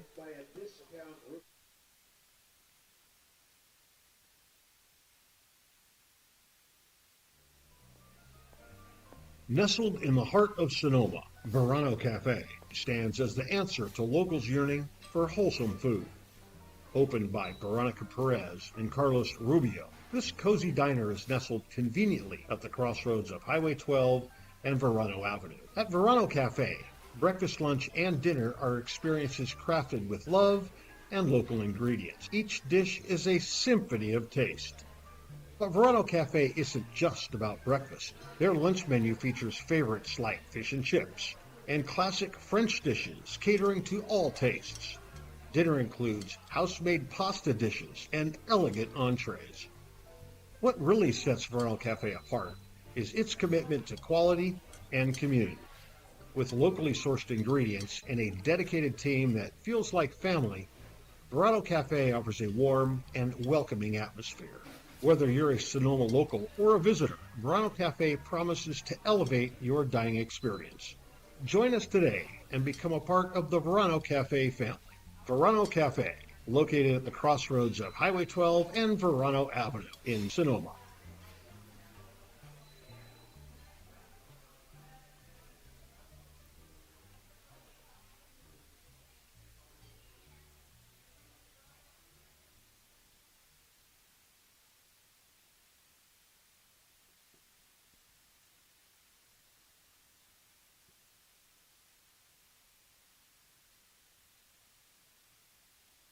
Not getting enough. Friday Night Baseball rolls on at Arnold Field. Stompers leading the Merchants 3-2. Nate Martin welcoming you back for the top of the 4th. Matthew Schallberger still on the mound, starter for this evening's contest, facing Sandner, Gomez, and O'Rourke for the second time through. Starting with the righty Sandner. Schallberger, the righty, comes home. First pitch hit high to right center. Bass and Taylor coming together. It'll be Taylor who makes the grab in that gap for out number 1. Sandner 0 for 2 today with a pop out on a fly out now. Brings up Fabian Gomez with 1 down. First baseman, number 8, Fabian Gomez. Gomez got the Merchants' first hit of the game. They have 4 on the evening, while Sonoma only has 1, yet the Stompers lead 3-2.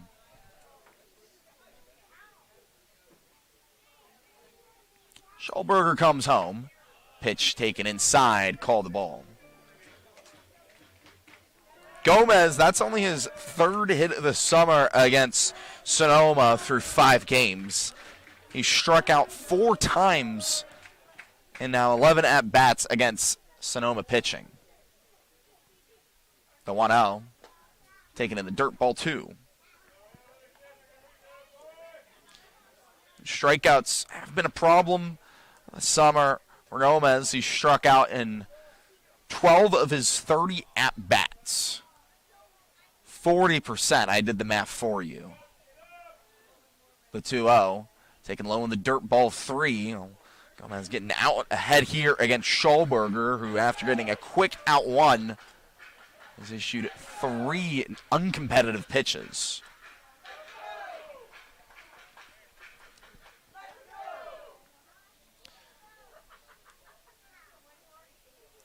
Is Schulberger coming to the zone on the 3-0? Yes, he does, and Gomez had the green light. Hits that one right back up the middle into shallow center. 2-hit day for the first baseman. Puts a runner on with 1 down. Benji O'Rourke up for the second time. Struck out looking to end the second. Had Gomez on in that situation as well and left him stranded. O'Rourke was just catching for his brother Nico in the bottom of the 3rd. We're expecting to see that battery again in the bottom of the 4th. Schulberger has to get out of the inning first. The pitch to O'Rourke. Swing and a miss. Strike 1. Goes to a slider low and away. A lot of the times for Schulberger, it's been that off speed as the first pitch. Certainly been effective. What does he go to on the 0-1? Fastball hit right over into shallow center. Taylor hauls it in for out number 2. Gomez has to head back to first. 2 down in the visitors' half of the 4th.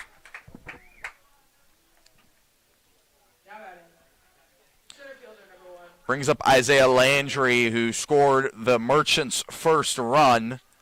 Had a leadoff single back in the 3rd. Made it all the way to the 3rd on an E1 where Schulberger threw it away on a check over on him at first.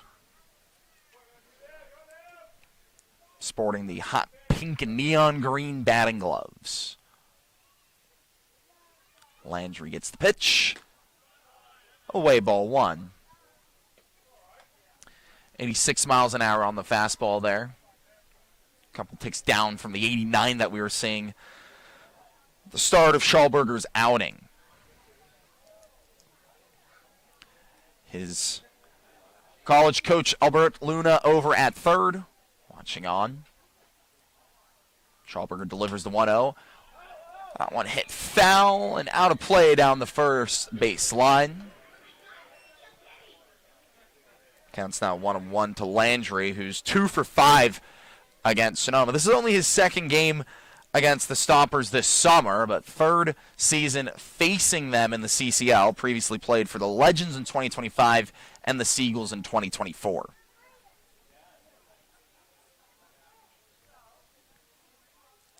Schulberger releases. Ball low in the dirt. 2-1.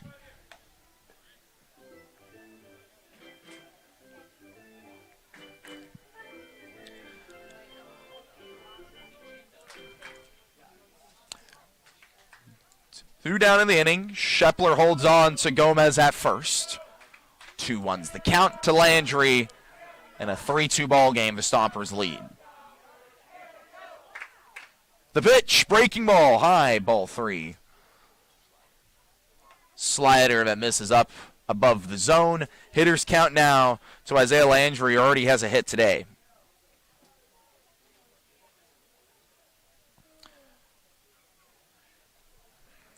Trying to tie the game here in the top of the 4th after the Stompers retook the lead in the bottom of the 3rd. The 3-1 check back over at first, not in time. Keeping Gomez right where he is. Shepler holding on to the runner.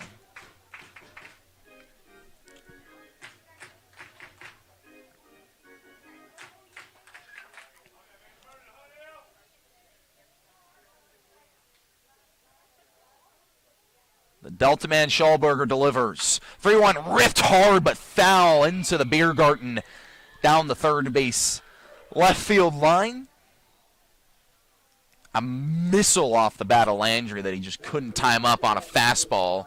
96 miles an hour. But it was too early on the pitch. Full count. Runner on first, 2 down in the top of the fourth. Schallberger stares down Landry. Looks back at first. Gets the sign from McCown. And comes home. Runner takes off. That one hit over a bouncer to Vassell at third. Throw across the infield. In time. Out number 3. No runs, 1 hit. Runner left on for Alameda. We head to the bottom of the fourth. Sonoma leads by a run.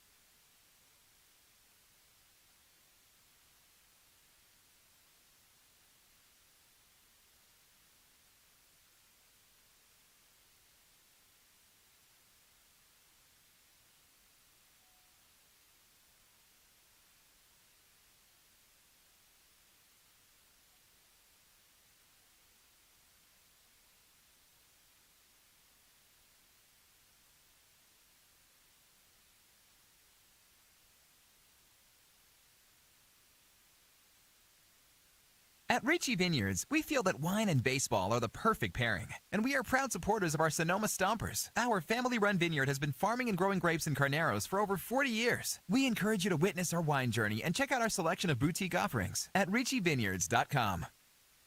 The Stompers are proud to have Adams Chiropractic as our official chiropractor. Keeping our players healthy and in the lineup is our #1 priority. And Adams Chiropractic is right there every step of the way, thanks to Dr. Lawrence Adams.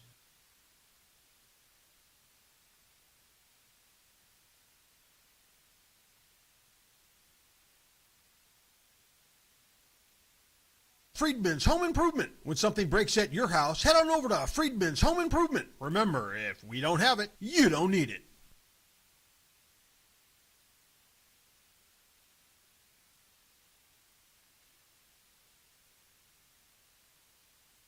Not getting enough Stompers content? Stay connected all season long on social media. Follow at Sonoma Stompers on Instagram, X, Facebook, and TikTok.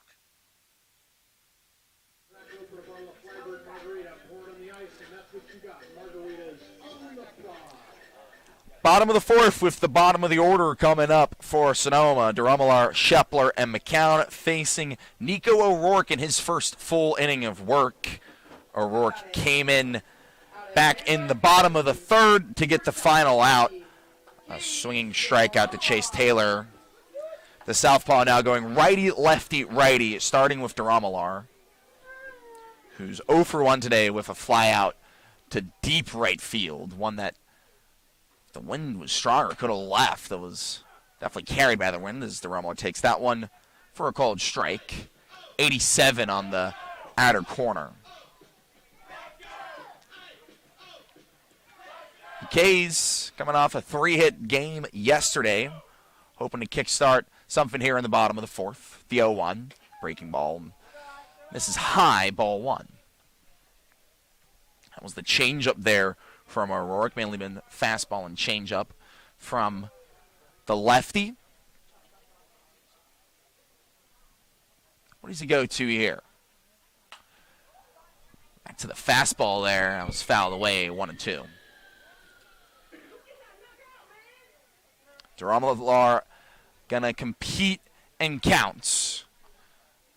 2 walks, 4 strikeouts, 2 hit by pitches. Everything else has been put in play.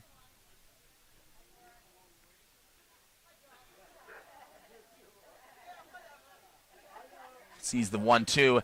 Hit over to short. Locks the fields for a cross in time. Out number 1. A throw that was a little high to Gomez. But the first baseman comes down with it. 1 down in the bottom of the fourth. brings up Anthony Shepler, 0 for 1 today with a fly out to center. Gage McCown on deck. This is the bottom of the order. Back in the second, that went down 1, 2, 3.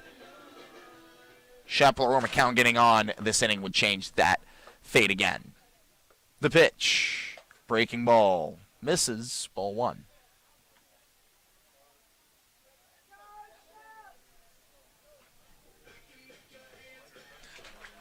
Slider from O'Rourke. What does he go to on the 1-0? Fastball that time. Gets Shepler looking 1-1. Second southpaw that O'Rourke's faced this outing. Struck out the other one and Taylor back in the third. The 1-1. Bounced foul down the first base line towards the Stompers dugout, 1-2. Shepler, another one with a Stomper with a solid day at the plate yesterday as a pinch hitter. Got his first extra base hit of the year, a double.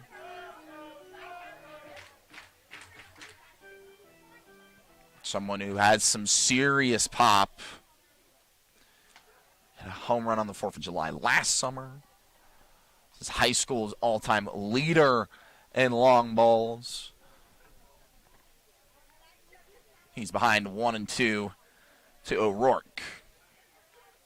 Working from the third base side, the lefty comes home. Swing and a miss. Strike 3. Shepler goes down via the strikeout for the 10th time this season. Second K of the day for O'Rourke. Brings up Gage McCown with 2 down.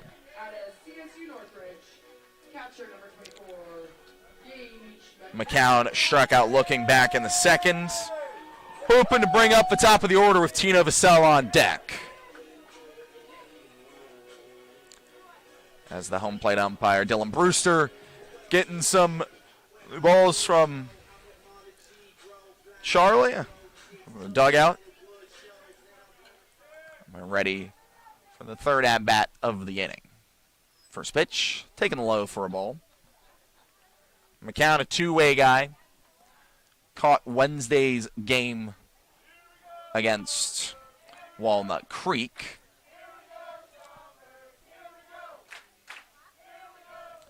Gets the 1-0 and hits that one high to deep left. Looking up at the wall, and it's out of here. Gage McCown will touch all 4 bases. His first blast of the summer doubles the Stomps lead. 4-2 in the bottom of the 4th.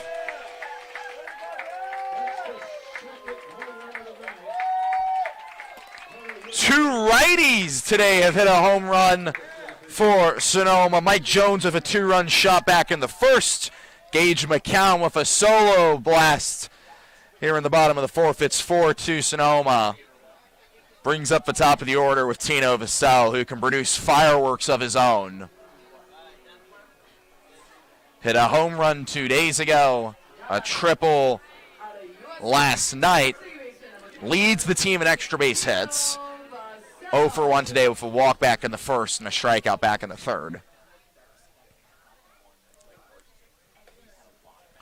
First pitch taken for a ball.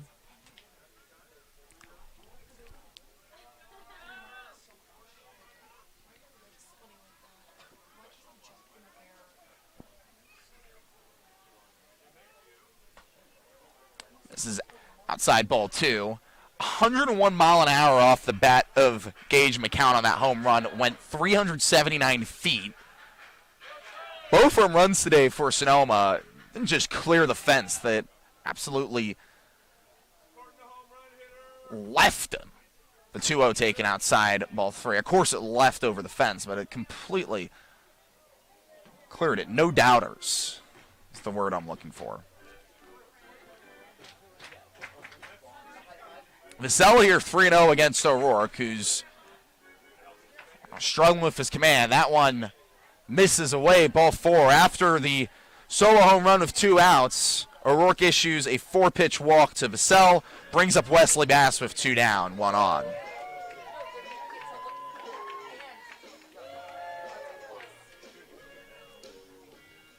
No one pitching in the Merchants bullpen.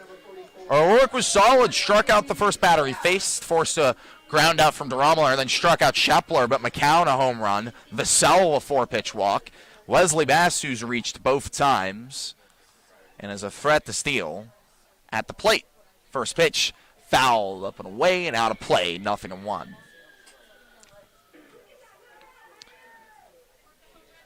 Bass searching for his first hit since a 3-hit day last week against Menlo Park. Hits the 1-0. Vassell takes off. That one fouled. To the back screen, 0-2. Vassell will have to head back to first.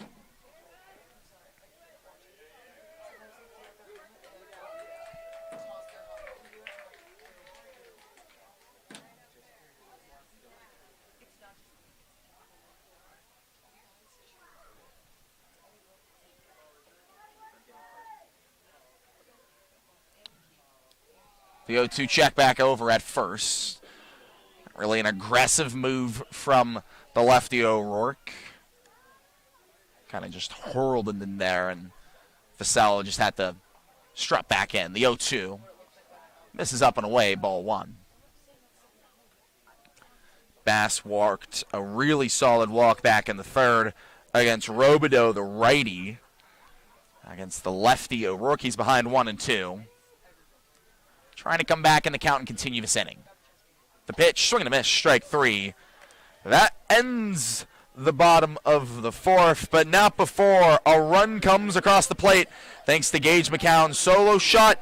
Stompers leave a runner on. We head to the top of the 5th. Sonoma leads 4-2.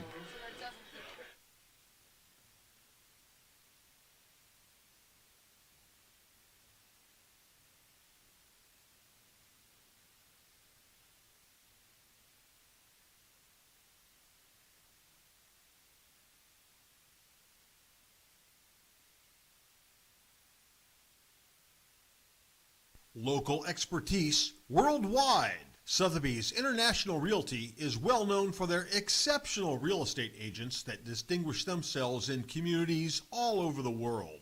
To learn more about real estate in Napa, Sonoma, San Francisco, and the rest of the Bay Area, or around the globe, contact Sotheby's International Realty Wine Country Brokerage at 707-935-2288. That's 707-935-2288. Sotheby's International Realty. The Sonoma Stompers are excited to have Jacob's Restaurant providing all of our concessions this season. At the ballpark, you'll find gyros, Chicago dogs, pizza, and salads. But in their restaurant, you'll find an outstanding menu featuring the best Mediterranean-style offerings in town. Seafood linguine, chicken piccata, ravioli, risotto, pizza, and so much more. Don't forget to try their desserts. Jacob's Restaurant is located on 1266 Broadway, right next to Traintown. Jacob's Restaurant and the Sonoma Stompers, proud partners.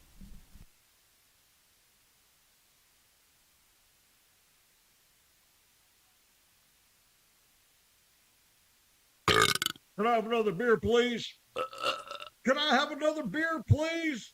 The first rule to carrying on is to not get carried away. The Sonoma Springs Brewing Company reminds you to always drink responsibly.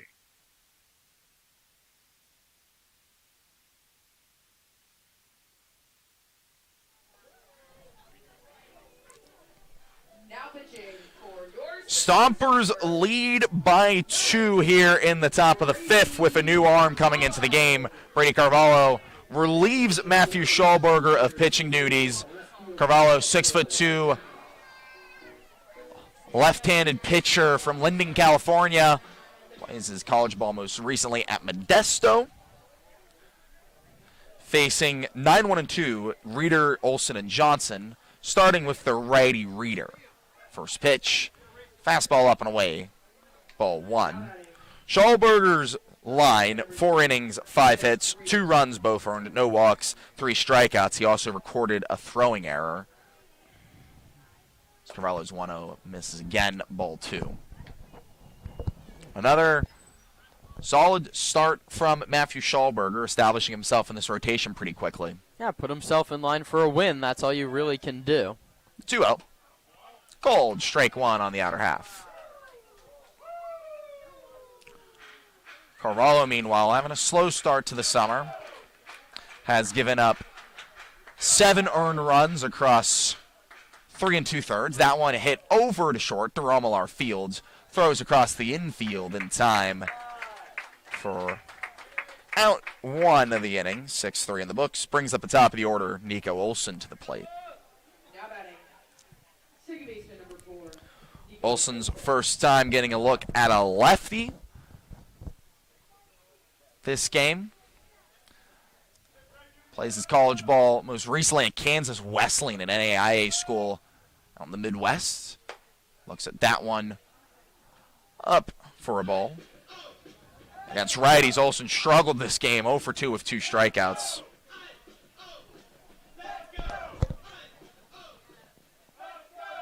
The 1-0 taken high again, ball 2. Carvalho is now falling behind the first 2 hitters he's seen. 2 balls and no strikes. Did a nice job to battle back against Reeder. I think this is a spot you're pitching with a 2-run lead. Schallberger's been good in the zone. Stay in the zone. Goes to the zone there, 2-1 on a fastball up and away.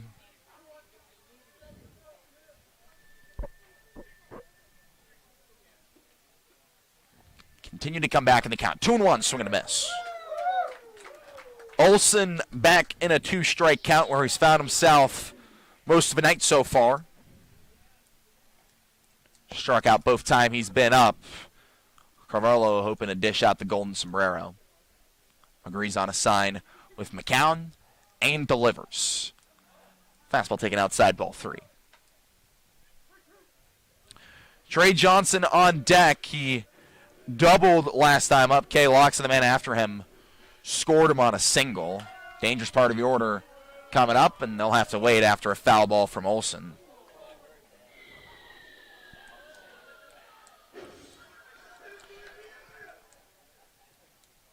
Now, the biggest part of Schallberger's outing that I think Zach Pace will like, no free passes issued.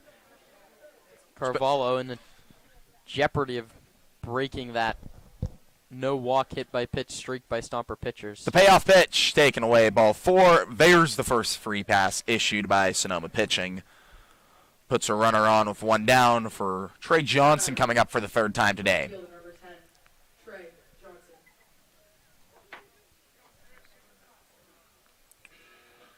Had that double back in the 3rd, but then struck out looking his first time up in the 1st.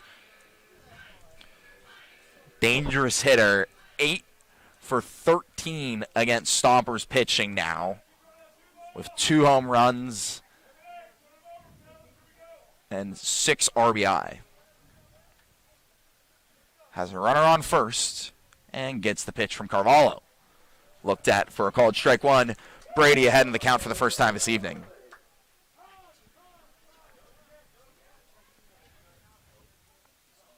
And now Dylan Brewster having a quick word with Brady Carvalho. Standing in the sun. Shadows protecting him. At part of a night where hitters can struggle against pitching at Arnold Field. Carvalho looks back at first and delivers the 0-1. Swing and a miss, strike 2. On the head of the most dangerous man in the order for Alameda.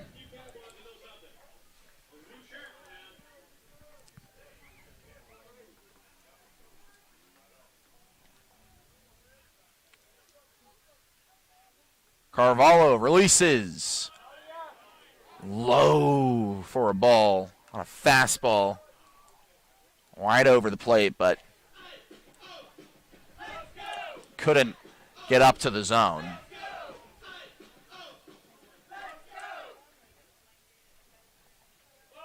Two-run game, 1-2 count, 1 on, 1 down in the top of the 5th. Carvalho looks at first and fires. Called, strike 3. Trey Johnson goes down looking for the 2nd time tonight. First strikeout of the day for Brady Carvalho. Shortstop number 2. 2 down now to bring up Kai Loxa with a runner on.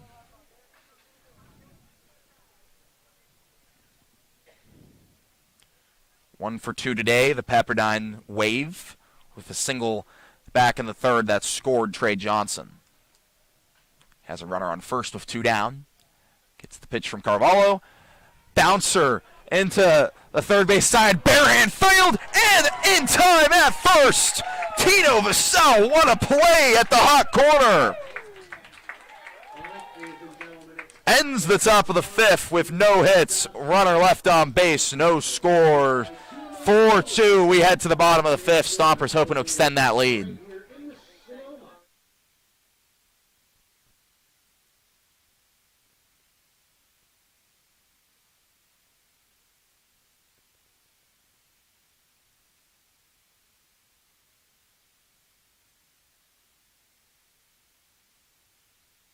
Local expertise worldwide. Sotheby's International Realty is well known for their exceptional real estate agents that distinguish themselves in communities all over the world.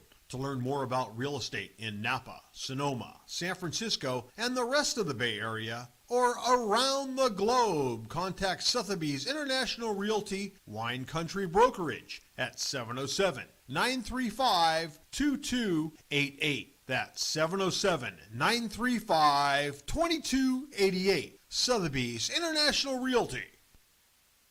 The Sonoma Stompers are excited to have Jacob's Restaurant providing all of our concessions this season. At the ballpark, you'll find gyros, Chicago dogs, pizza, and salads.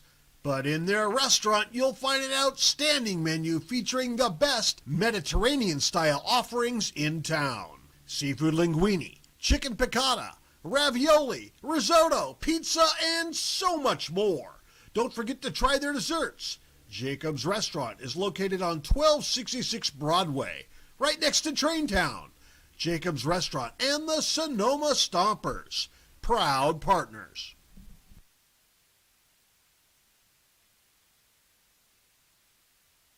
Can I have another beer, please? Can I have another beer, please? The first rule to carrying on is to not get carried away. The Sonoma Springs Brewing Company reminds you to always drink responsibly.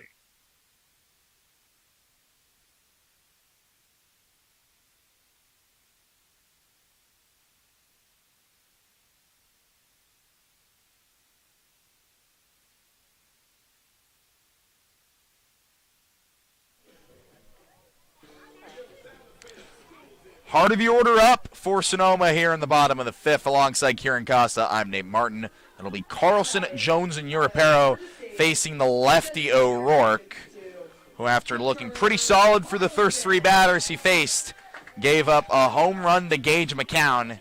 He's now facing a man who has 2 and can certainly clear 311 out and right, Hunter Carlson. First pitch, Carlson looks at it for a strike. Breaking ball right on the inner part of his zone. Carlson wearing Trent Keys' helmet, has the extra flap protecting the front cheekbone of Carlson. That's where he has the stitches. Expected to get removed on Sunday, the 0-1. Taken away, called strike 2. 2 breaking balls in a row. And Carlson quickly behind in the count here. Reached back in the 3rd on a hit by pitch. Of course, with the stitches, you want to be careful on hit by pitches. That one, though, taken in the leg. O'Rourke comes home. Swing and a miss, strike 3. Carlson goes down swinging, his 2nd strikeout of the night. Brings up Mike Jones. 3 RBIs so far today for the righty, including a 2-run shot back in the 1st. That was off the starter, Robideau. O'Rourke gave up a long ball back in the 4th to McCown. Jones hoping to become the first Stomper man to have a 2-homer day at Arnold Field this summer. First pitch taken for a ball.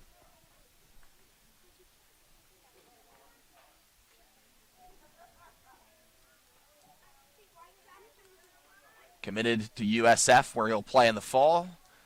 Hoping to get used to Northern California. The 1-0 hit high to left. Lashak is coming onto it, and it drops right in front of him. A one-out single for Mike Jones, his second hit of the day.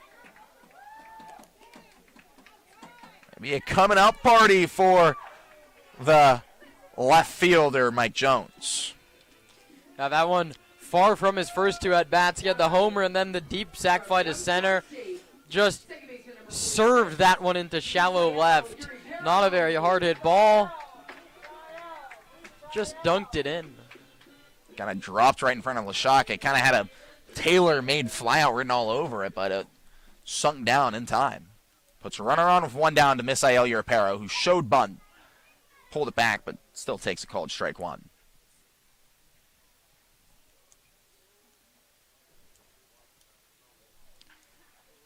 So reached both times today. First with an error back in the first. Walked back in the third. He fouls that one off. Quickly behind here, 0-2. Showed a bunt on that first pitch. Now in a 2-strike count. I won't expect Misa to do that again.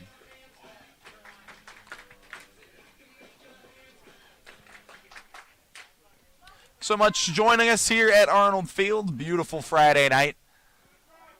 Lights slowly starting to come on. Blue sky above the foothills. The 0-2 fouled away. We'll do it again. One of the cooler days we've had recently. That was a much nicer 70 at first pitch. A couple weeks ago, we were playing baseball up in the high 80s now. On a more reasonable summer temperature. The 0-2 check back over at first, not in time. Jones over there, the runner. Got the steal with the Stompers. Europero gets the 0-2, fouls that one back. He stays alive. Had 4 stolen bases back in the spring at Pima. It was all first team all conference for Pima. He had himself a great year. Great 2 years. He had over 300 last couple years down in Arizona. And that's why he got himself a spot on the USF Dawn baseball team. At first, the 0-2 to Europero. Hits that one to third. Throw over to second in time. In and out of a glove at Gomez at first. It's a fielder's choice. Europero might have had that one beat anyways. Now batting, out of Yukon, center fielder number 1, Chase Taylor. Brings Chase Taylor to the plate with 2 down. For runner on first in Europero.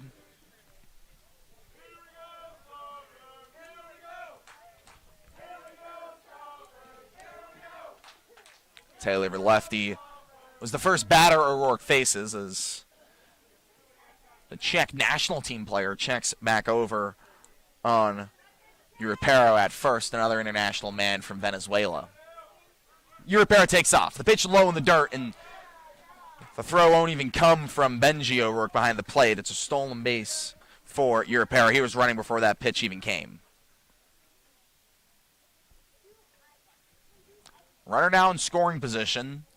The Brotherly Battery into a spot of bother again with 2 outs. Gage McCount had a 2-out homer against O'Rourke back in the 4th, and then he issued a 4-pitch walk to Tino Vassell. Now Taylor has a runner in scoring position with 2 down. Europero dancing at second. O'Rourke comes home. Fouled back, 1-1. Europero, that's his 7th stolen base. He's only 2 behind Wesley Bass. Only 2 behind when Bass has done it in 5 games. Really speaks volumes as to how good of a base runner Bass is. Europero, though, some good speed as well. Was a track and field champion in Venezuela, but had to give that up when he moved to the U.S. to pursue his dreams of baseball. Great article written by our beat writer Elikai up on the Stompers website about Misael Europero and then his cousin Angel Garcia, their journeys from Venezuela. The 1-1 taken low, ball 2. Taylor has so much room in left center field.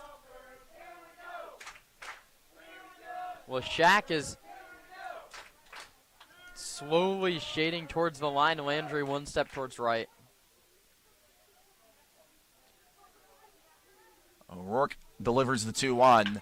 Hit hard to right center. Landry chasing over, and it is caught.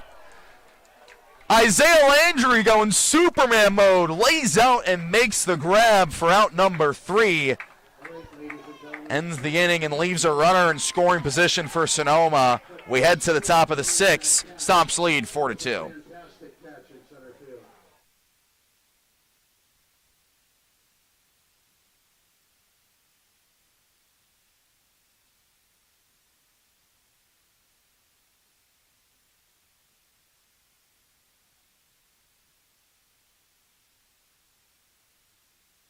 The Sonoma Stompers are excited to welcome La Michoacana Ice Cream and Treats to the family. La Michoacana Ice Cream is rooted in the world-famous ice cream traditions of Mexico.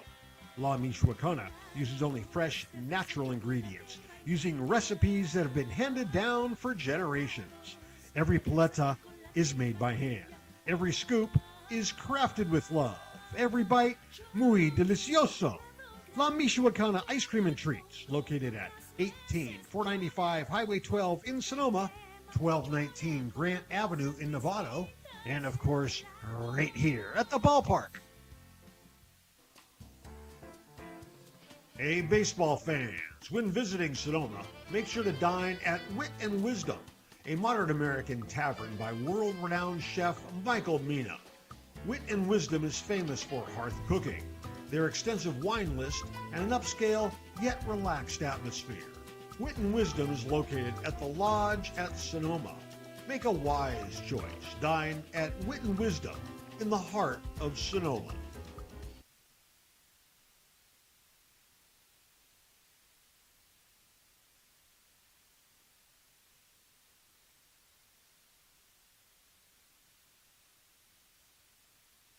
Friedman's Home Improvement. When something breaks at your house, head on over to Friedman's Home Improvement. Remember, if we don't have it, you don't need it.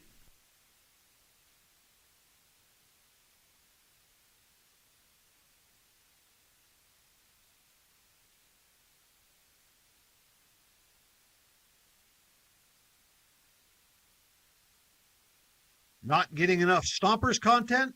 Stay connected all season long on social media. Follow at Sonoma Stompers on Instagram, X, Facebook, and TikTok.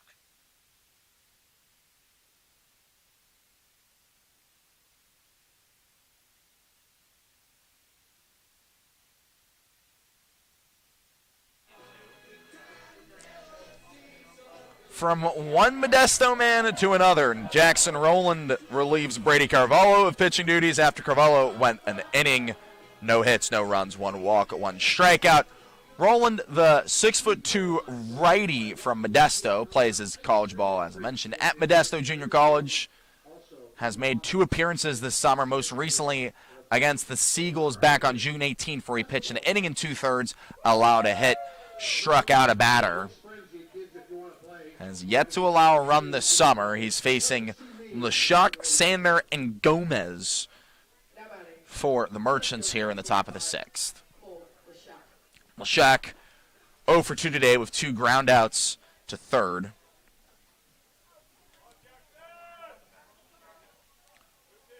Rowland, sporting a teal-blue pitching glove, delivers. The pitch taken high for a ball. Now pitching for your Sonoma Stompers, number 42, Jackson Rowland. Gets introduced. Rowland to some applauses. The 1-0 taken inside. Ball 2.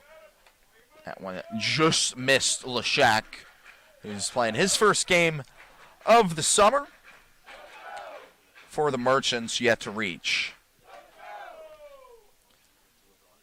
That one bounced up the middle into the glove of Jackson Rowland, who fumbles the ball, struggling to pick it up, throws over to first in time.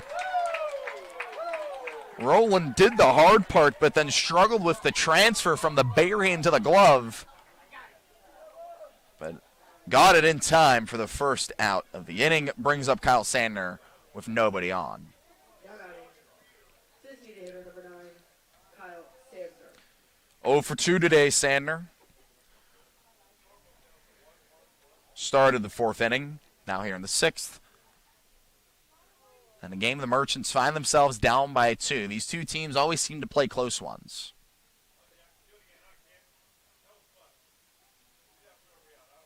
Roland fires. Inside, ball 1. Sandner struck out 7 times this year to just 3 walks. He's ahead 1-0 on a uncompetitive pitch from Roland. The 1-0 delivery, swing and a miss, strike 1. Roland comes back into his own with a breaking ball. And Sandner was out ahead.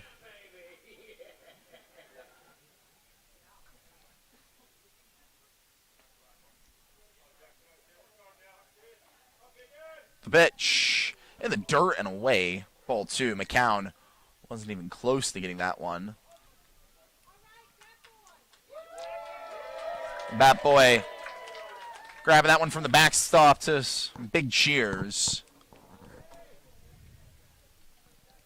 Good to see the community supporting here on a Friday night at Arnold Field. The clouds starting rolling over right field. Beautiful night at the ballpark. The 2-1, swing and a miss, strike 2.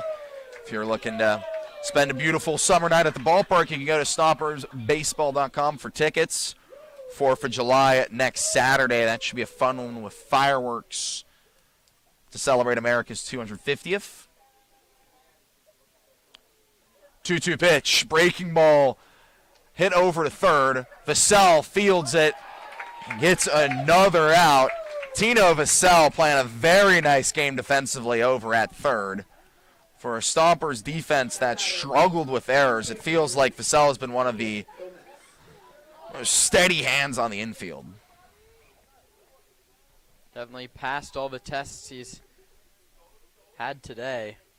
Counting 5 ground balls. Had a really nice bare hand play to end the 5th last time up. Now 2 down to bring up Fabian Gomez, 2 for 2 today. Takes that one for a called strike on the outer half. 85 mile an hour. Couple ticks up on the fastball from Roland. Doesn't get you with his velocity, but Roland, one of those guys that just attacks. The 0-1 attacks again, and that one's crushed down the right field line, but foul. Gomez out ahead on an 82 mile an hour pitch. A cutter. It was a changeup, rather, from Roland.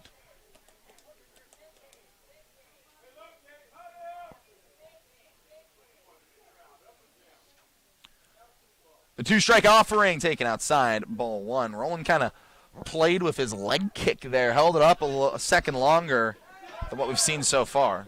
Yeah, I tried to throw out the hitter's rhythm a little bit there with the extended hold on the leg kick. Just let the fastball run a little too much. The 1-2, normal release there in the dirt, ball 2. Went back to his normal timing. It's a strategy we've seen some pitchers employ over the years in the majors. You think about Nestor Cortez, Johnny Cueto, among others. 2 balls, 2 strikes, 2 down here in the top of the 6th. Roland's delivery, check swing, and Gomez went around. Roland, a clean 1-2-3 inning to, and the top of the 6th, to the bottom of the 6th we go. Stompers lead by 2.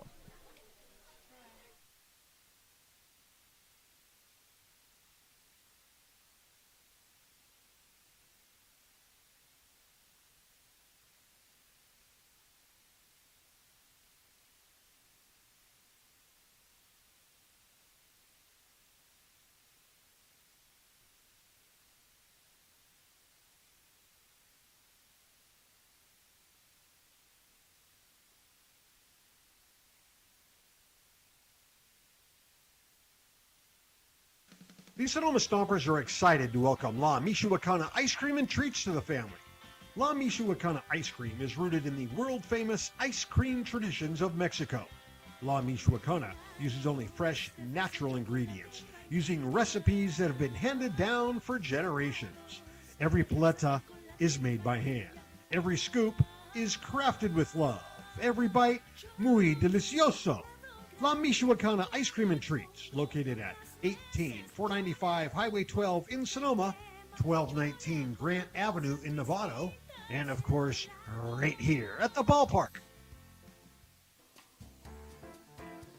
Hey, baseball fans, when visiting Sonoma, make sure to dine at Wit and Wisdom, a modern American tavern by world-renowned chef Michael Mina.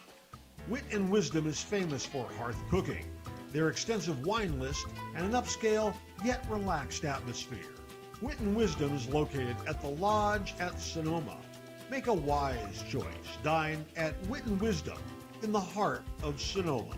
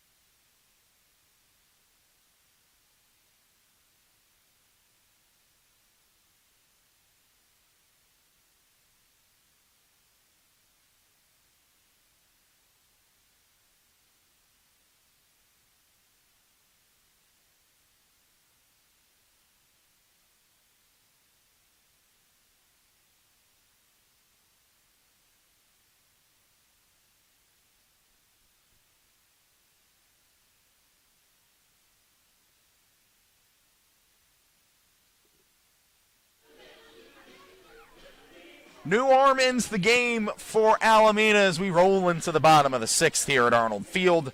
Stompers lead the Merchants 4-2 alongside Kieran Costa. I'm Nate Martin. Alex Piscotti into the game, relieving Nico O'Rourke, who went 2 1/3, gave up 2 hits, 1 run on that homer from Gage McCown, 1 walk, 4 strikeouts. Piscotti faces the back end of the order, Duramalar, Shepler, and McCown, who did have that home run off of O'Rourke. Piscotti's pitch hit hard into right center, and it drops for a base hit. Duramalar leads things off with a single, his 4th hit in 2 days.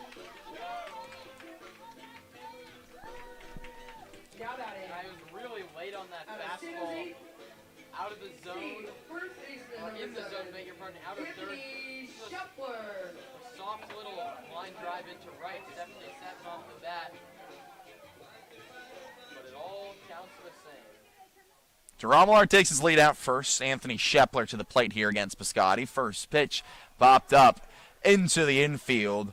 Loxa calls forward into shallow right, and it is caught. A late call from John Pierce. Loxa had to go down to the ground to get that one. I think he played it a little conservatively. Brings up Gage McCown to face the 6'5" righty from the Colorado School of Mines. The Stompers saw Piscotti back on June 11th. That was his last appearance, where he went 2 1/3, gave up 6 hits, 4 runs, 3 of them earned with 2 strikeouts. Earned the loss in that game. Checks back over at first, not in time. Baseball in the family. Alex Piscotti, cousins with former big leaguer Steven Piscotti.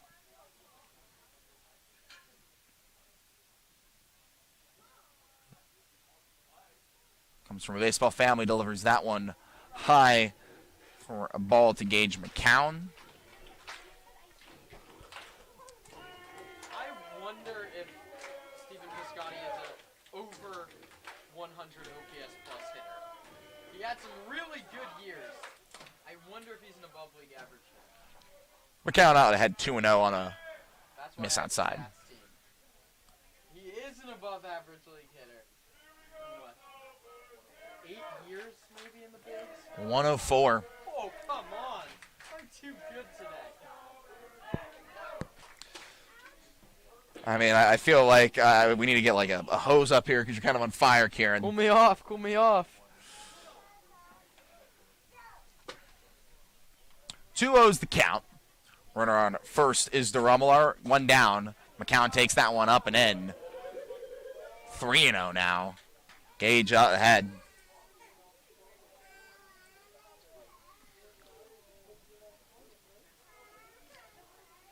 Lights turned on, no effect here at Arnold Field yet.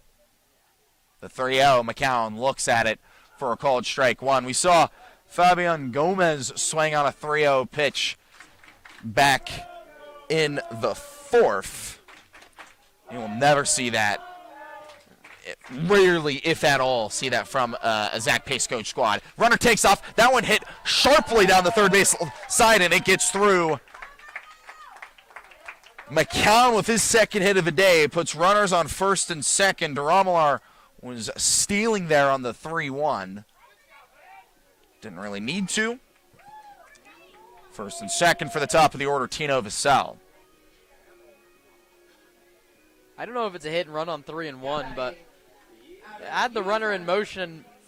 McCown just went out and yanked it through that hole. Back end of the order producing this inning. 2 hits to bring up the top of the order. Vassell, that's exactly what they're supposed to be doing. Vassell 0 for 1 today with 2 walks and a strikeout. Gets the first pitch, hits that one over to second, and off the glove of Olsen into right field. 1 run comes across the plate. Hoke holds up McCown. Vassell stays at first. 5-2 Stomps extend their lead on a base hit from Tino Vassell. That hitting streak stays alive now, 7 in a row in games that the third baseman starts.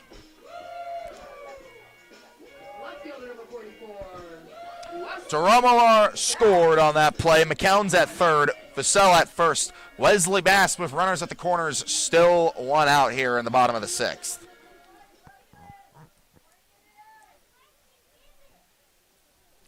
Bass has reached twice today. Check back over at first. Not in time on Vassell. Reached on a fielder's choice back in the first. Walked back in the third. Struck out back in the fourth. Has 3 stolen bases today. That one fouled off the leg of Bass. Shaken up after that one. Counts now 0-2.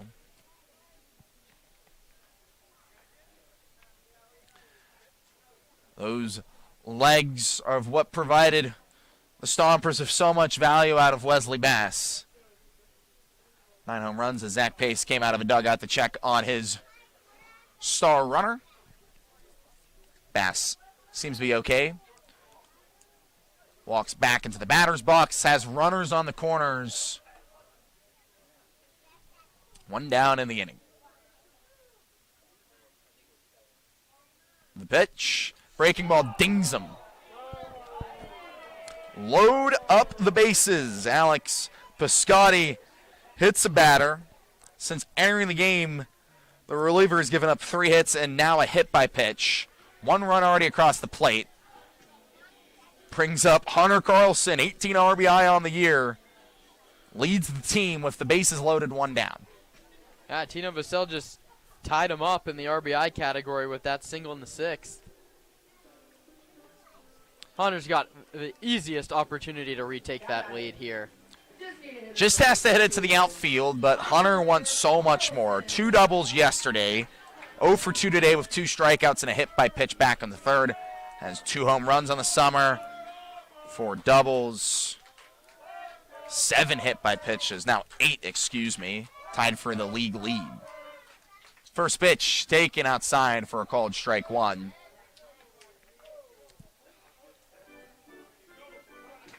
At one point, Carlson led the CCL in RBI, but missed a few games after requiring stitches on his cheek. The 0-1, taken outside, ball 1. Walks as good as a hit here for Carlson. You have to be so selective, as the DeRomular, McCown, and Vassell have been. They've hunted mistakes and hit mistakes, but most of them working ahead in the count. 45 on-base percentage for Carlson entering today. Sees the 1-1, hits that one high to deep right. Johnson looking up at the wall. It is gone! Grand slam, Hunter Carlson. The Stompers have opened up this one 9-2 in the bottom of the 6th. 3 home runs off of 3 different pitchers for Stompers batting. That's the first time all summer Sonoma has seen 3 left the ballpark. And just like that, Hunter Carlson at 22 RBI ties Tino Vassell with 3 home runs for the team lead. And he enjoyed it. 102 miles an hour. A no-doubter. All 3 home runs have been no-doubters. Mike Jones had the first one back in the first. Also singled back in the 5th. First pitch, swing and a miss, strike 1. Of course you're going to be feeling it after seeing your teammate do that. Just feels like after those 2 games on the road, the Stompers needed one like today. Lead 9-2, the 0-1 taken low, ball 1. Jones held up the check swing there. 2 curveballs in a row from Piscotti, counts 1-1. Wednesday, Sonoma had a inning where they allowed 6 runs on 3 errors as the 1-1 bounced foul 1-2. And then yesterday, and what seemed like a never-ending bottom of the 5th, allowed 10 runs to the Legends. They've put up 5 here in the bottom of the 6th and lead by 7. That's some nice insurance runs. Stompers did the dirty work with the Duramar, McCown, Vassell singles to open up the lead. Swing and a miss, strike 3. Jones goes down swinging to end the inning, but not before, rather, 2 outs now. Brings up Misael Urapero.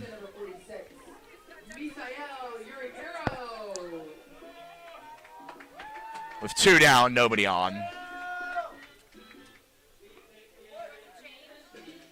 After the Stompers, before that grand slam, they'd made it 5-2. That one taken low for a ball.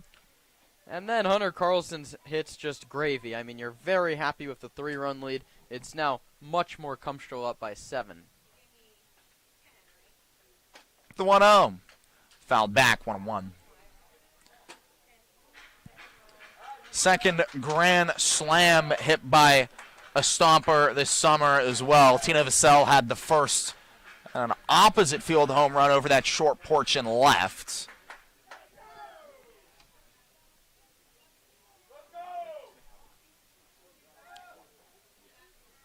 He had a single back in this inning. That one popped up into foul territory right in front of the Merchants dugout. Reeder cannot make the play in foul territory. Counts now 1-2, 2 down.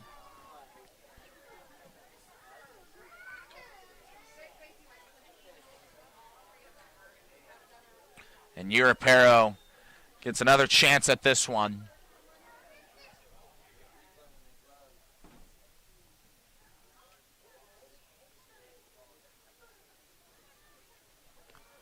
The 1-2.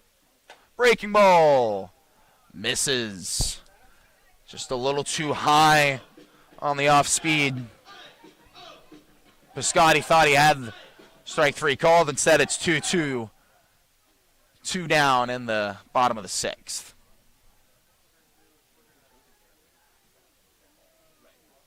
The pitch. Swing and a miss, strike 3. That's the inning.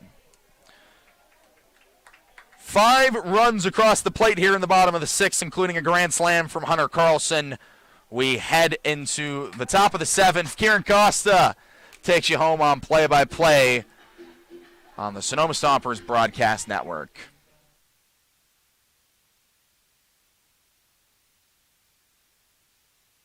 The Sonoma Stompers are excited to welcome La Michoacana ice cream and treats to the family.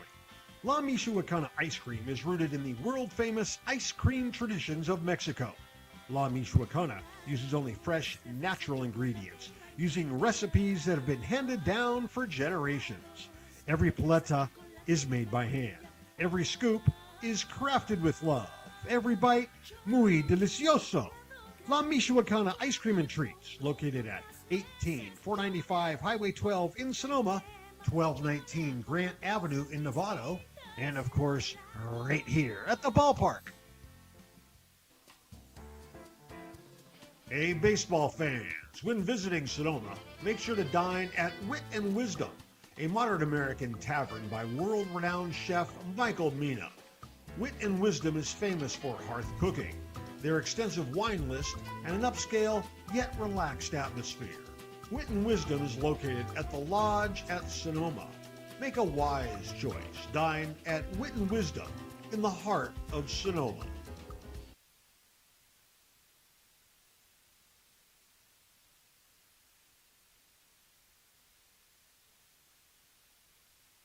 Hey, Stomper fans! Sonoma Springs Brewing Company has created a new special beer just for us. It's called On Deck. It's a light, crisp lager brewed for a smooth, refreshing finish. The perfect beer to enjoy here at Arnold Field or anytime you're thirsty. Sonoma Springs and the Sonoma Stompers, where your next beer is always on deck.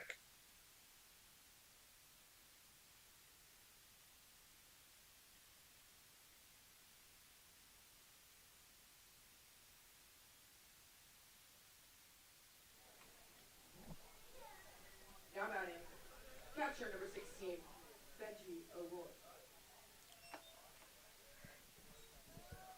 We play here in the 7th inning. Sonoma way out in front by the score of 9-2. Benji O'Rourke, followed by Isaiah Landry and Ethan Reeder. It's a called strike, one over the outer half.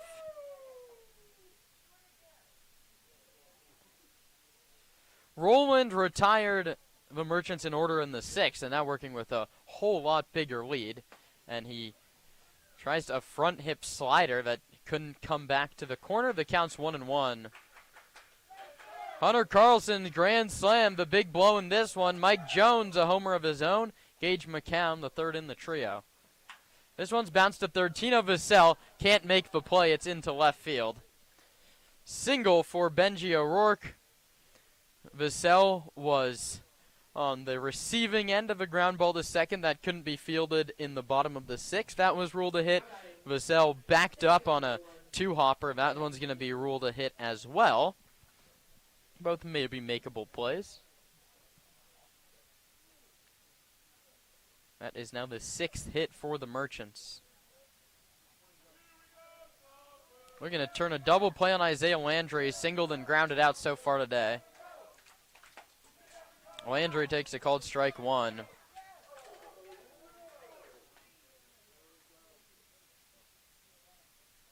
Isaiah 10 for 37. Scored a run in the 3rd. Half of Alameda's runs. They just have 2. They're down 9-2. The pitch is a called strike, inside edge at the knees. Beautiful pitch from Jackson Rowland at 83 miles an hour. Cutter. 2 in the 1st, 1 in the 3rd, 1 in the 4th, 5 in the 6th. Alameda's only 2 runs came in the top of inning number 3.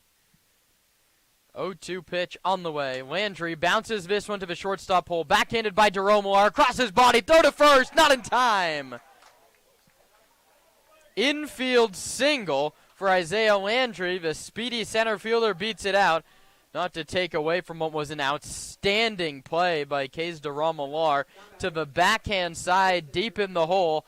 Instead of opting for a Jeter jump throw, he threw across his body in one motion. It was on the money, but not in time to get Landry. First and second now with nobody out for Ethan Reeder. That ground ball a little closer to anybody, could have been 2. Instead, it's an infield hit. Roland working. Runners at first and second, no one out. Reeder grounds this one to third. Vassell fields the short hop. Pump fakes to second and throws to first. A couple things going on that play. He couldn't get it out of his glove, and it was that throw could have hit Benji O'Rourke square in the face, was running at him at full speed. Vassell fielded that ground ball pretty much in the baseline, and what could have been a double play ball, he'll get just 1-5-3 on the putout to second and third move the runners O'Rourke and Landry. Back to the top of the order, and Nico Olson struck out twice and walked. Stomper infield back, of course, and that one's lined into left field. That's a base hit. Mike Jones heads towards the line to cut it off. Olson with a big turn at first. He'll head back there with a 2 RBI single. His first hit and his first 2 driven in as a Merchant. Alameda starts to chip away. Now it's 9-4.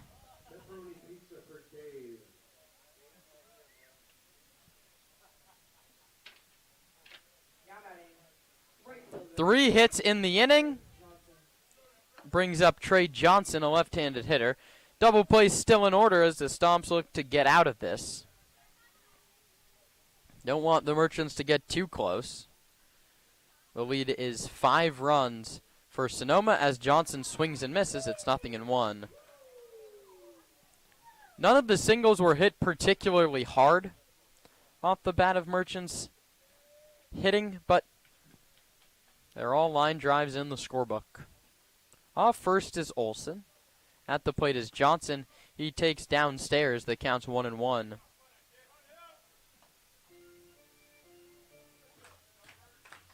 A couple of strikeouts sandwich a double for Johnson. He had a 2-out double in the second, scored on a Kai Lux's single, the man on deck. Johnson takes low inside, 2-1.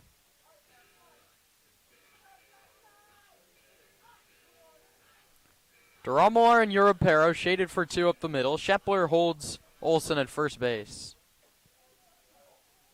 Roland was unable to get a shutdown inning. Now his job's to limit the damage. Johnson swings over that one, and the count's 2-2.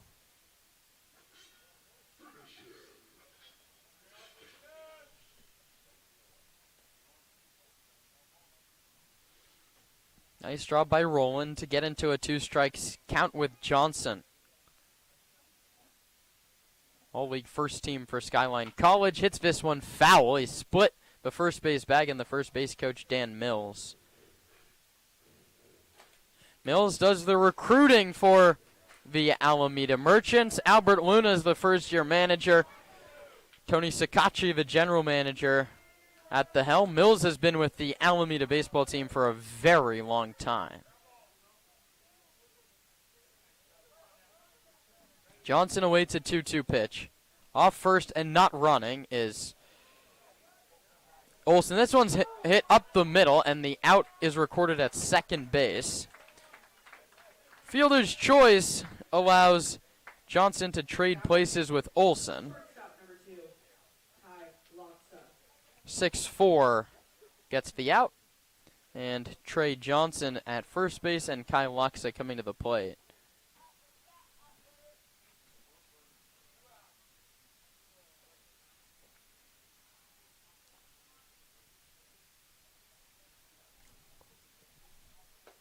Luxa, a huge swing and a miss. We now have a distance on Hunter Carlson's grand slam, 2 feet shy of 400. 398 feet off the bat of Hunter Carlson, a long home run down the right field line. Luxa now behind 0-1, and he hits it foul down the first base side off the screen, and rolling way out in front 0-2.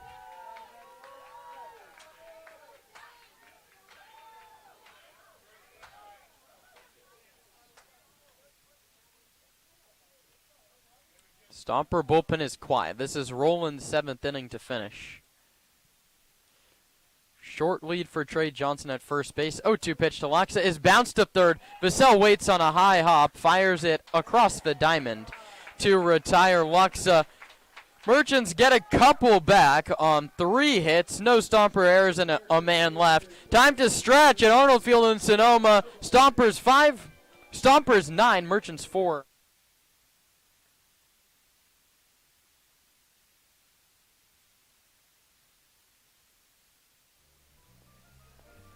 Nestled in the heart of Sonoma, Verano Cafe stands as the answer to locals yearning for wholesome food.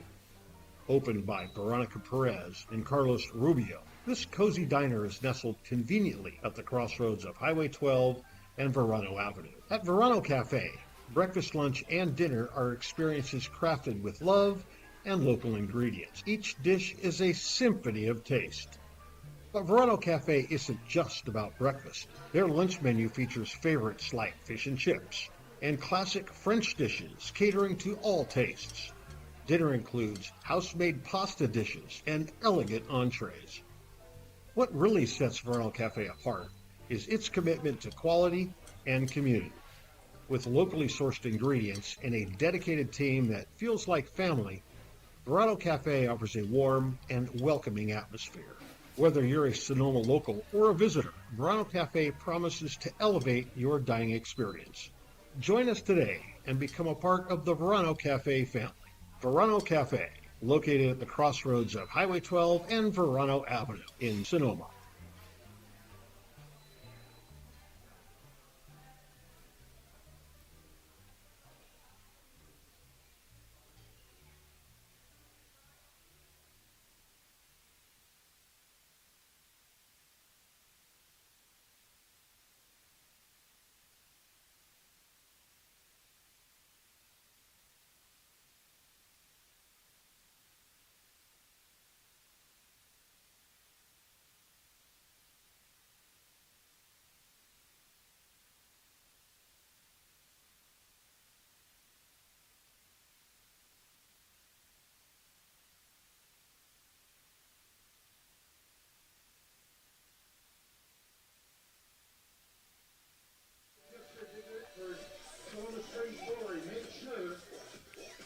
Last of the seventh, the Stompers lead by 5. Chase Taylor, Kays DeRomular, and Anthony Shepler. 6, 7, and 8 in the lineup for Zach Pace's Stompers, who look to pull within a game of 500 with this result holding here. Taylor slightly open stance. The left-handed hitter awaits the pitch from Piscotti, and it's a called ball. Missed off the corner away.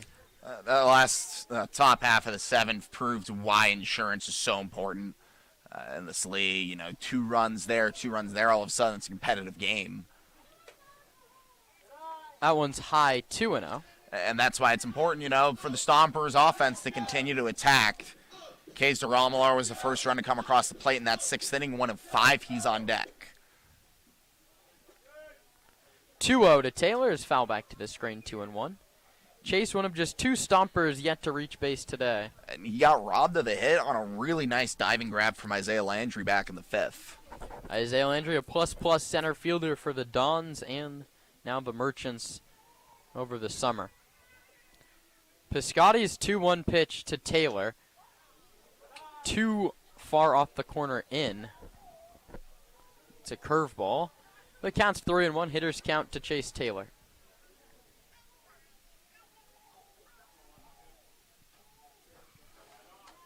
(3-1). Taylor takes called strike 3-2. That's the fastball at 87. Taylor was robbed of a double, as you mentioned. He was also robbed of his first RBI since June 12th on that Landry diving play. And he's rung up here. A disappointed Chase Taylor, with his head down, walks back to the Stomper dugout on the first base side. He'd flipped his bat ready to walk. Instead, it's Alex Piscotti's 3rd strikeout. Number 50, Kays DeRomular. Close pitch on 3-2. Dylan Brewster, the home plate umpire, said it was close enough to the knees to send Taylor packing. DeRomular kick-started the rally. A single to lead off the 6th. Devin Laginto up and loosening in the bullpen for the Stompers, trying to add to a 5-run cushion. DeRomular takes low. A curveball drifted through the entire zone but ended up below it from Piscotti, now in his 2nd inning of work.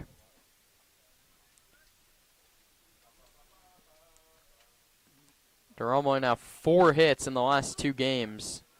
Takes a called strike.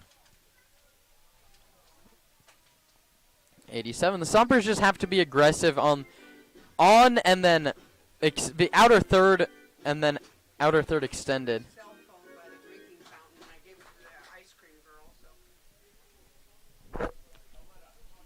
1-1 pitch is fouled off down the right field line. The count's 1-2. If anyone has lost their phone, please go to the ice cream shack behind the Stompers dugout.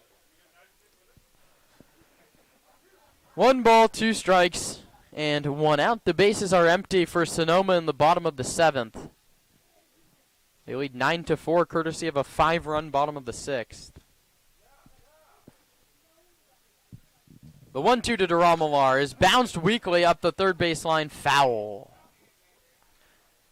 That's what you love about Kays. Even on a ball that looked pretty clearly to me like it was going foul, he still went 100% to first base. Yeah, Duramalar, a scrappy shortstop, played 2 years at Santa Rosa Junior College, including winning a Gold Glove there last season. Officially announced his commitment to Vanguard down in Southern California. That was yesterday morning. Since announcing his commitment, 4 for 6. It's funny how it works like that. 1 for 3 today. He had a great 3 for 3 performance yesterday. 1-2 pitch. Too high. The slider. It's looked a little firmer than 78 from up here. It was upstairs to K's 2-2. Some stirring in the Merchant bullpen. 2 balls, 2 strikes. Piscotti to Duramalar is popped up. First base side. Gomez, the first baseman, calls off the catcher O'Rourke to make the play.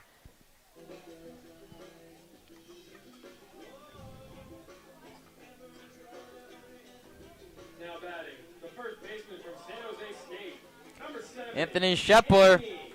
Shepler. Now the third hitter in the inning. He's the 8th in the order. He's popped out to the shortstop in the 6th, struck out swinging in the 4th, and hit a fly ball to the right fielder Johnson that carried to the warning track and right. Left-handed hitter, open stance.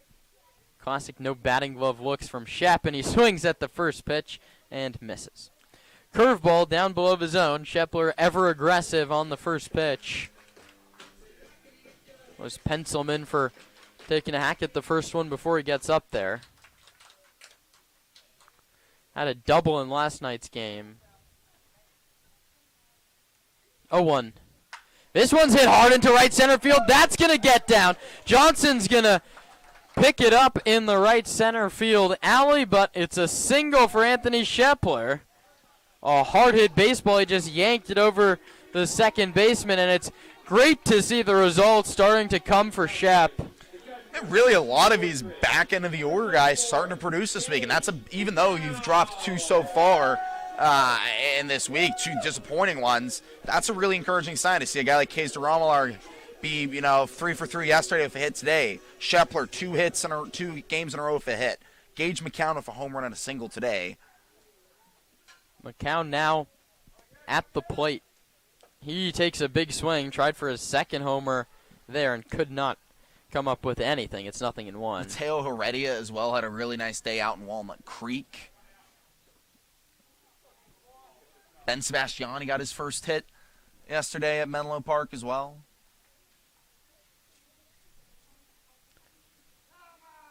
Stepping off is Piscotti. He'll look Shepler back to first. And I asked Zach Pace in the Stomper report today about Anthony Shepler, and he described him as the perfect teammate. Shepler does sort of anything and everything he can to help the team, even when he's not in the lineup every day. The 0-1 pitch, Piscotti slide steps home, and it's a called strike to McCown, 0-2. Shepler working really hard in batting practice, talking to both Pace and Coach Mayo about his work ethic there. And he's not a catcher. He started catching bullpens. He throws on the catcher's mask to warm up the pitchers before each inning. Just a guy that's willing to do it all for the team as McCown takes up and in. And those are the kind of things you have to do to get yourself in the lineup, and Shepler's doing all of that. He got a double yesterday and a hit today, up to 3 hits on the year. He's held at first by Gomez. It's 1-2 to Gage McCown, and that one hit him. That's just a curveball that got a piece of the front shoulder for McCown. Stompers rallying again, first and second with 2 outs for Tino Vassell. As the part of the order that put up that damage back in the 6th. Vassell had a single and scored. McCown was one of those runs on the homer. The man on deck got hit by a pitch, Wesley Bass, and then Carlson right after him cleared the wall in the grand slam.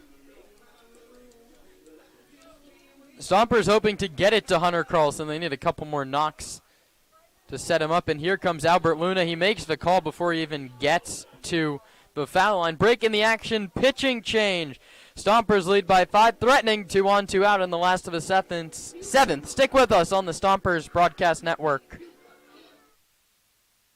Local expertise worldwide. Sotheby's International Realty is well known for their exceptional real estate agents that distinguish themselves in communities all over the world. To learn more about real estate in Napa, Sonoma, San Francisco, and the rest of the Bay Area, or around the globe, contact Sotheby's International Realty Wine Country Brokerage at 707-935-2288. That's 707-935-2288. Sotheby's International Realty. The Sonoma Stompers are excited to have Jacob's Restaurant providing all of our concessions this season. At the ballpark, you'll find gyros, Chicago dogs, pizza, and salads. But in their restaurant, you'll find an outstanding menu featuring the best Mediterranean-style offerings in town. Seafood linguine, chicken piccata, ravioli, risotto, pizza, and so much more. Don't forget to try their desserts. Jacob's Restaurant is located on 1266 Broadway, right next to Traintown. Jacob's Restaurant and the Sonoma Stompers, proud partners.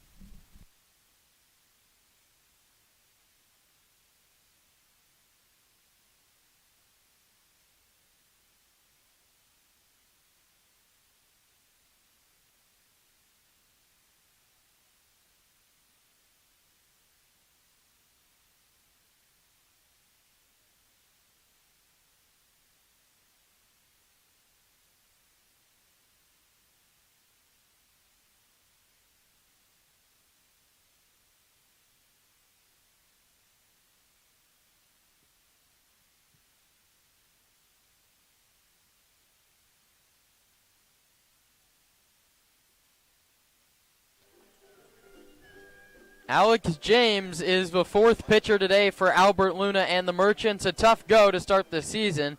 He has given up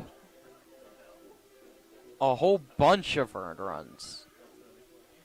6 earned runs in 4 2/3 innings. He's also allowed 5 unearned runs to come across the plate. That's maybe the bigger issue. Has he faced Sonoma? He has. He went 2 innings and gave up 3 hits, 3 runs.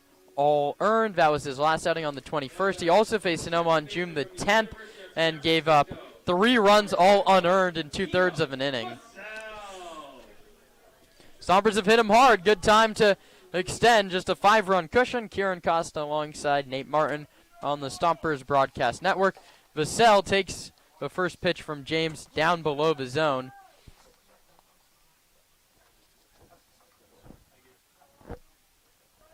James, a tall lefty, works off the third base side of the hill, sets at the belt, and slings it home with a 3/4 arm slot for a called strike 1 at 85. Yeah, those 3 runs back on the 21st were off of the Misael Europero homer 3-run blast that scored Keys and Vassell.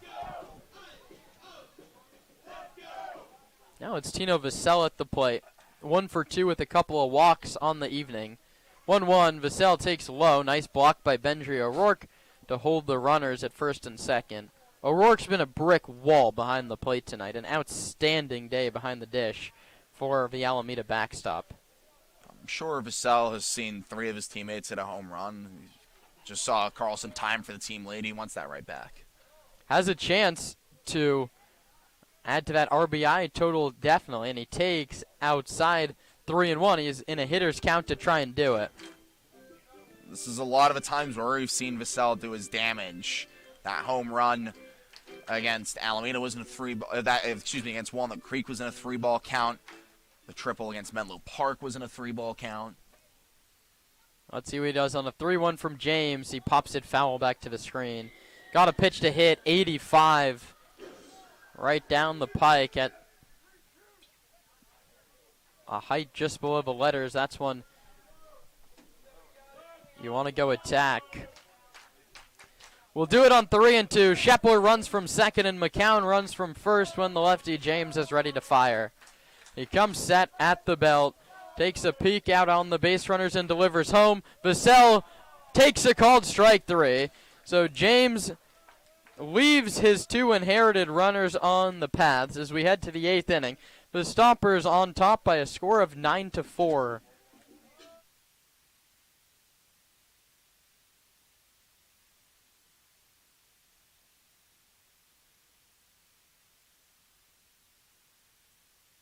The Sonoma Stompers are excited to welcome La Michoacana Ice Cream and Treats to the family. La Michoacana Ice Cream is rooted in the world-famous ice cream traditions of Mexico. La Michoacana uses only fresh, natural ingredients, using recipes that have been handed down for generations. Every paleta is made by hand. Every scoop is crafted with love. Every bite, muy delicioso. La Michoacana Ice Cream and Treats, located at 18495 Highway 12 in Sonoma, 1219 Grant Avenue in Novato, and of course, right here at the ballpark. Hey, baseball fans, when visiting Sonoma, make sure to dine at Wit and Wisdom, a modern American tavern by world-renowned chef Michael Mina. Wit and Wisdom is famous for hearth cooking, their extensive wine list, and an upscale yet relaxed atmosphere. Wit and Wisdom is located at the Lodge at Sonoma. Make a wise choice. Dine at Wit and Wisdom in the heart of Sonoma.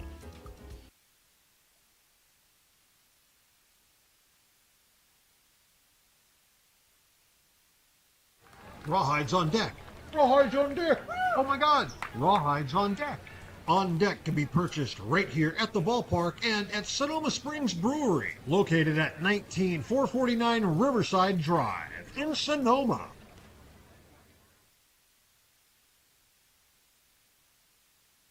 Friedman's Home Improvement. When something breaks at your house, head on over to Friedman's Home Improvement. Remember, if we don't have it, you don't need it.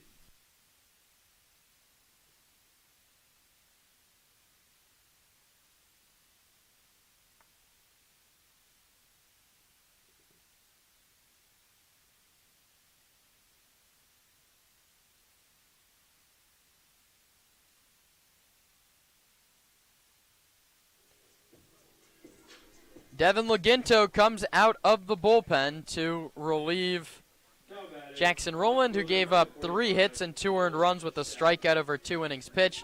Laginto has made 6 appearances, and he's totaled 5 2/3 innings as he blows this one past Cole Lashak. It's 0-1. I imagine this will probably be Laginto's final 6 outs as it stands. He delivers this one in there for a called strike. I mean, when he's pitching like that, yeah, probably will be his 6 outs. I wonder, the only question is how long does he want to extend Laginto? 0-2 pitch.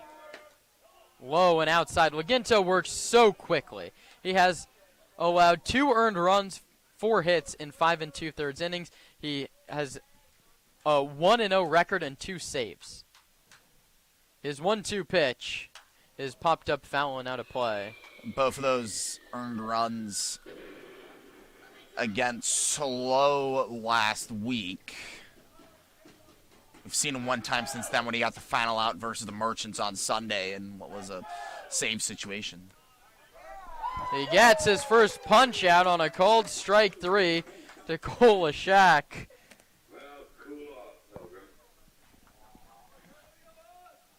Dev's 5th strikeout of the season.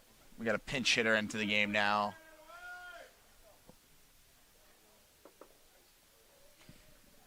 Tyson Ellis into the game for Kyle Sandner replacing the DH. Number 21, Tyson Ellis.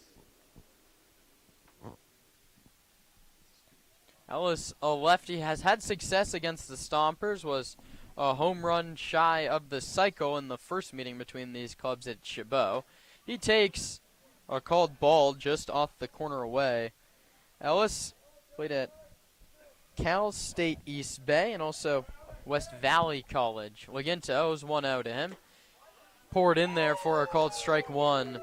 Sanders Day ends 0 for 3, a couple pop-ups and a ground ball. Fabian Gomez in the on-deck circle. 1-1, Ellis swings and misses, a half-hearted hack at a beautiful slider in the dirt.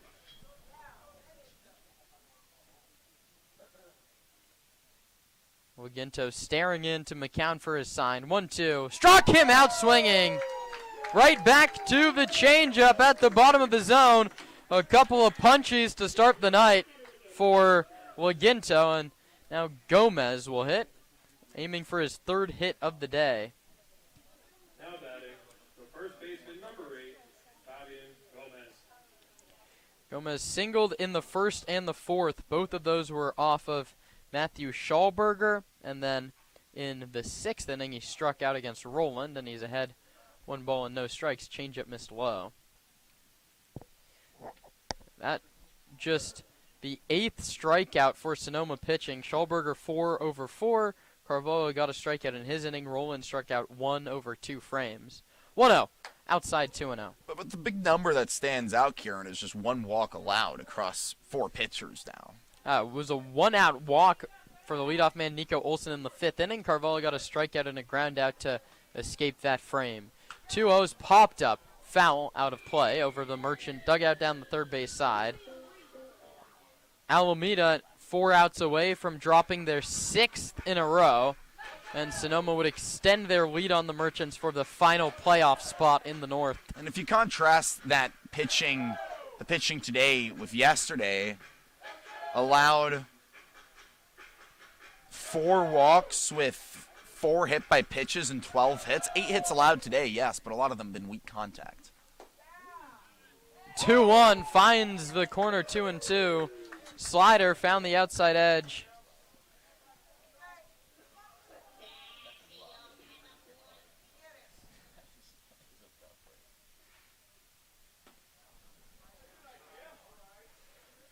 Two misses, 3-2. On the out-of-town scoreboard, the Crawdads have beaten the Seagulls by a score of 4-1.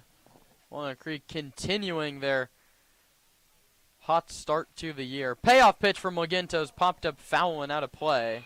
Walnut Creek won their 7th in a row over Sonoma. They won 2 more since, so it's a W9 for the Crawdads.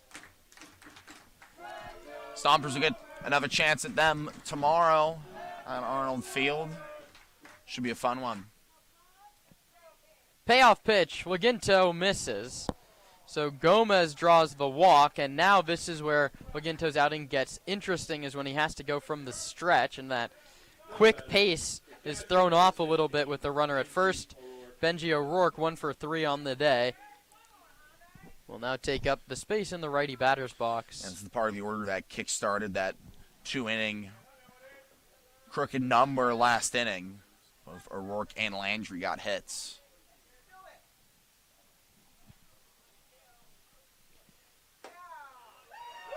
First pitch fastball finds the inner corner, 0-1.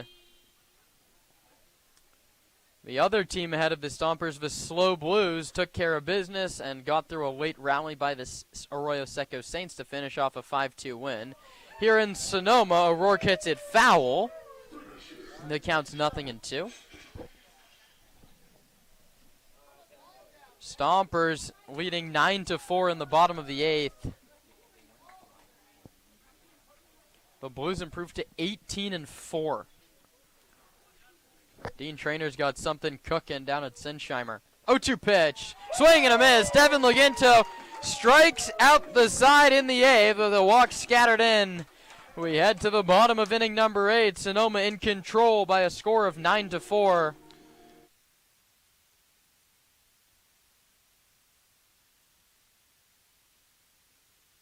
The Sonoma Stompers are excited to welcome La Michoacana ice cream and treats to the family. La Michoacana ice cream is rooted in the world-famous ice cream traditions of Mexico. La Michoacana uses only fresh, natural ingredients, using recipes that have been handed down for generations. Every paleta is made by hand. Every scoop is crafted with love. Every bite, muy delicioso. La Michoacana Ice Cream and Treats, located at 18495 Highway 12 in Sonoma, 1219 Grant Avenue in Novato, and of course, right here at the ballpark. Hey, baseball fans, when visiting Sonoma, make sure to dine at Wit and Wisdom, a modern American tavern by world-renowned chef Michael Mina. Wit and Wisdom is famous for hearth cooking, their extensive wine list, and an upscale yet relaxed atmosphere. Wit and Wisdom is located at the Lodge at Sonoma. Make a wise choice. Dine at Wit and Wisdom in the heart of Sonoma.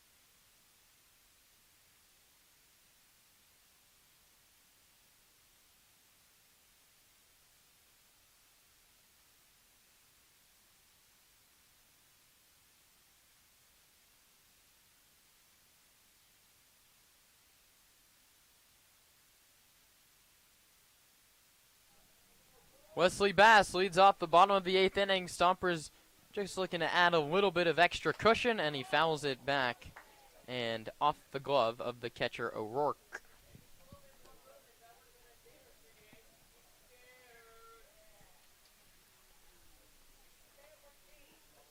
Bass has scored 3 runs, and he's yet to get a hit. He reached on a fielder's choice, a walk, and a hit by pitch. The 0-1 is hit high in the air to center field, not deep. It's going to be the second baseman, Olsen, ranging out, and he can't make the play. Wesley Bass breaks an 0 for 13 with a bloop single to shallow right center. I don't think Isaiah Landry really saw it off the bat. A late start in, and now Bass is at first. He's stolen 3 bases today. Slump buster? Hopefully. If his bat gets rolling, the Stompers offense could really start putting up higher totals. And they did yesterday. That wasn't It really is starting to feel it always the coaching staff over the last couple days, even after that Walnut Creek loss, just felt like they're close to figuring it out. They're very close to figuring it out. All 3 aspects of the game have been on today. We've talked about the hitting, the defense, and pitching. And a lot of Sonoma's losses, 2 of the 3 have been on. You're just missing one aspect. Today, all 3 have been on, and if Sonoma can have that clicking against, the top half of the league against Walnut Creek and Slow, not playing Slow anymore, but Walnut Creek and Menlo Park, which has been a bogey team for Sonoma, could be good things for the Stomps. Tomorrow's going to be a big one. The Stompers have struggled to string wins together as this one's crushed down the right field line and foul. Carlson just missed his second homer of the day. Sonoma doesn't see Menlo Park until July the 22nd, so thank goodness they don't have to play the Legends anymore.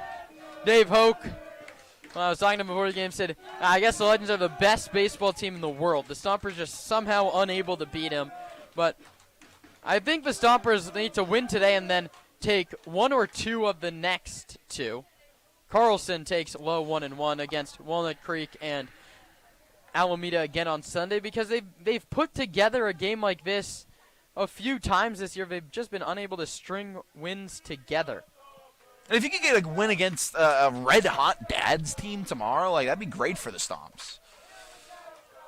Off first is Bass, not running with a 5-run lead. Carlson hits this one to center. Isaiah Landry has a beat on this one. He's still going back, and now as he drifts towards left center, he makes the catch.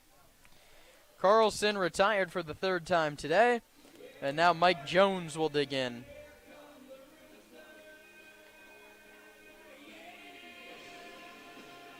Now batting, the left fielder from the University of San Francisco, number 37, Mike Jones.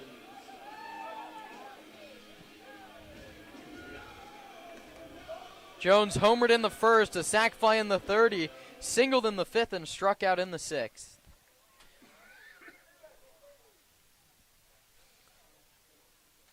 Takes low inside. O'Rourke, a nice backhand block. Keeps Bass at first base.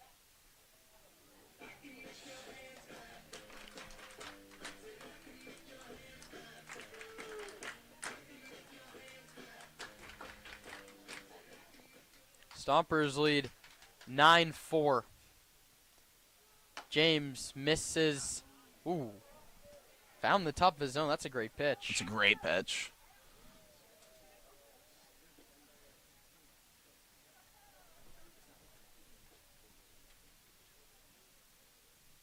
This would be a 6th consecutive loss for Alameda if they can't pull off a comeback in the top of the 9th. Jones takes low inside, 2-1.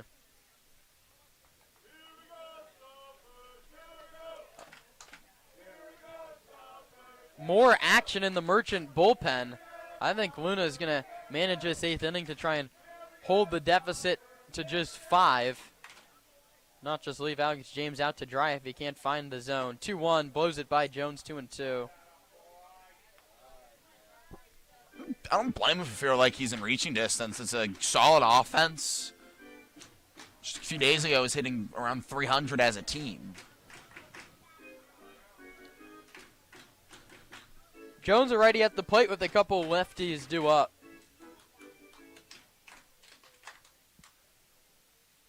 Two-two. Jones strikes out swinging.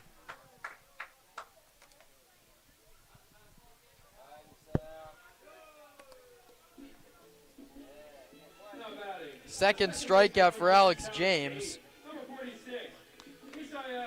And Misael Europero tries to keep this inning going with Bass at first and 2 outs.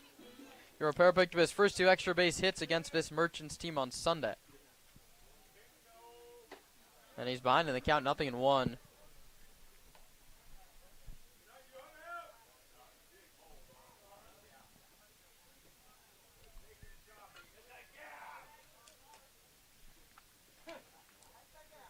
Bass singled to lead off this inning.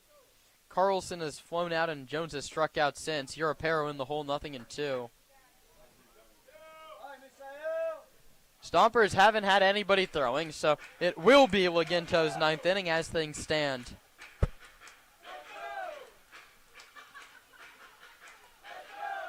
Runner at first, Bass. Stompers lead 9-4. Europero bounces this one towards the shortstop. Loxa backhands, long throw across the diamond. Not in time.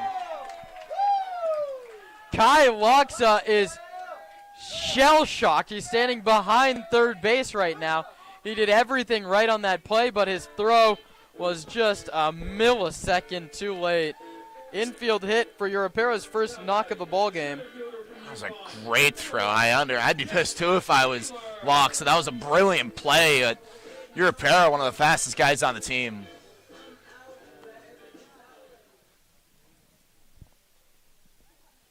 Europero was hustling up the line and he beat it out. Now Chase Taylor swings and fouls it back, 0-1.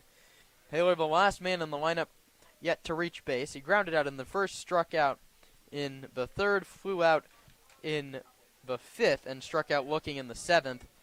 That fly ball in the eighth was heralded for the right center field gap. Isaiah Landry took away extra bases with a diving catch. 0-1 to Taylor. Outside corner, called strike.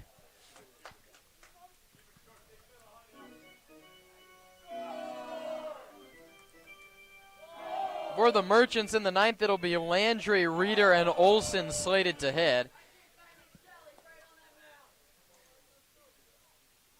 0-2 pitch to Taylor is high 1-2. Nice job to battle from the Stompers center fielder.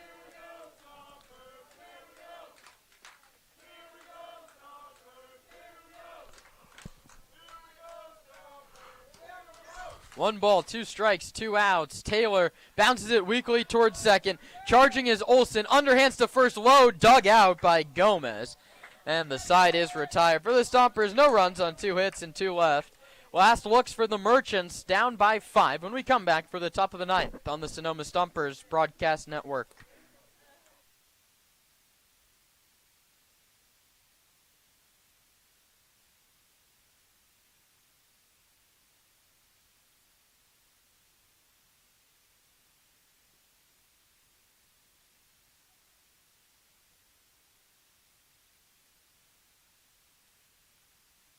The Sonoma Stompers are excited to welcome La Michoacana Ice Cream and Treats to the family.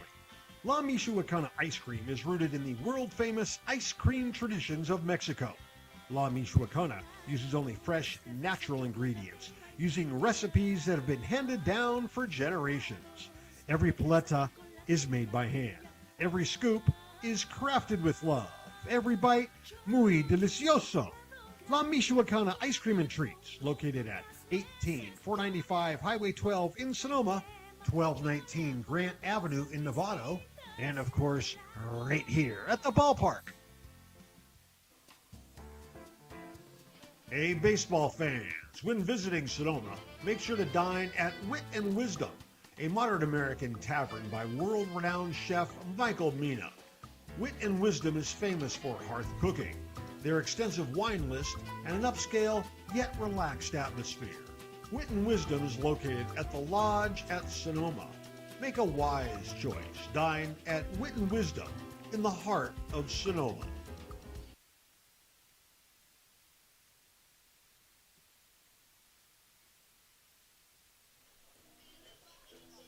Stompers lead 9-4 as we head to the bottom of the ninth inning. And our stats guy, Luca Sebastiani, reminded me last time the Stompers led 9-4 going to a ninth inning was Game 1 of the CCL North Championship Series. The Conejo Oaks would score 6 runs in the bottom of that inning, and former Stomper Tyler Hawley would deliver the knockout blow.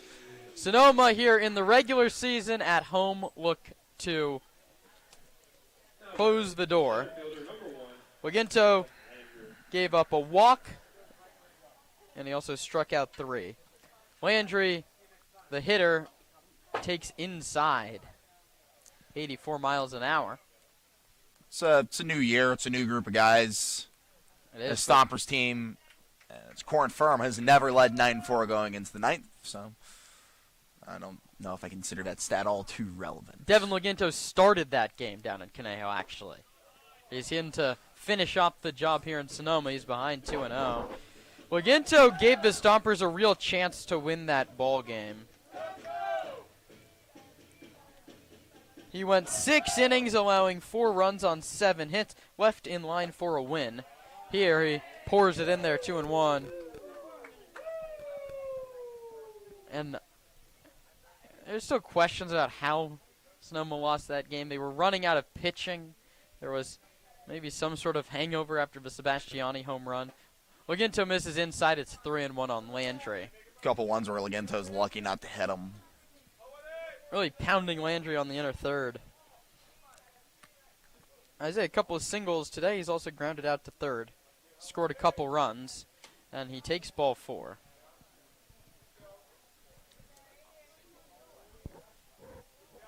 Leadoff walk to Landry, and that brings up a pinch hitter. That'll hit for Ethan Reeder. It's Angelo Luna. Head coach, manager Albert Luna's son plays his college ball at St. Edwards. Luna, limited action coming off a hamstring injury that he suffered here at Arnold Field. Saw him back on June 21st. That was when he made his first appearance since a hamstring injury, but then got pulled after just one at-bat. Luna chases a high fastball. The last thing I have to say about that ninth inning is the Stompers got the first out on a ground ball, and then 7 straight reached and 6 scored. Haunting memories for Stompers fans. Their first trip to a CCL North Championship Series 2. Fastball called strike. Luna behind 0-2. I don't think there's a need for that here on a regular season game. Just trying to get back in the win column. Gotta remember, gotta feed off that one every day. I don't think Warriors fans forget the 3-1 lead they blew to Cleveland. Also, don't forget the 4 rings we won. 0-2. Called strike 3. The Stompers still in search of their first California Collegiate League championship.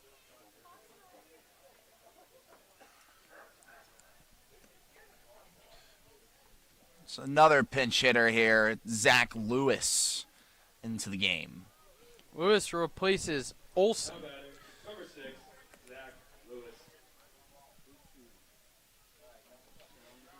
Double play would end it. Lewis takes a called strike 1. Laginto filling it up here against the pinch hitters. Stompers' chase for their first CCL championship will be aided by this win. They'll hold now a full game lead over these Merchants for that final playoff spot. 0-1. Popped up. Back behind the plate. Gage McCown's going to give it a look, and it's going to hit off the screen. 0-2.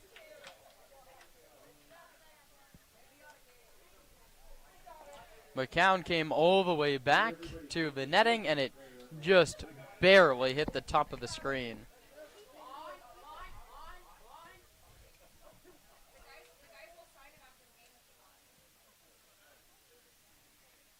Laginto looking to close the door on Alameda. Landry leads off first with 1 out. The 0-2 pitch to the pinch hitter Lewis. Just below the zone, 1-2. It's a good pitch by Laginto. Good pitch by Dev. A better take by Lewis, who it's such a tough job to come in cold off the bench as a pinch hitter, especially late on in the ball game. Laginto picks back to first. Landry back with a dive.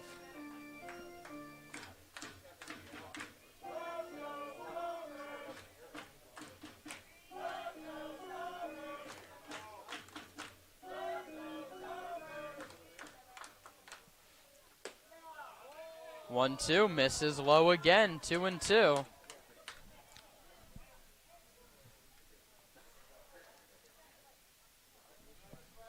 Nice job by Lewis to even this count.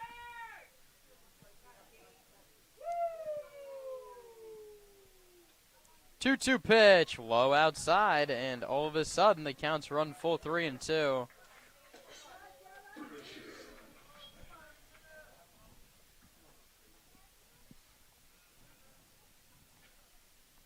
No action in the Stomper pen. Laginto's ninth to escape. Payoff pitch comes to Lewis. High ball 4. Couple walks here in the 9th. And we'll get Trey Johnson hitting for himself. A pinch runner will replace Lewis. Now batting, the right fielder, number 10, Trey Johnson. It's Jaden Bitter as the pinch runner.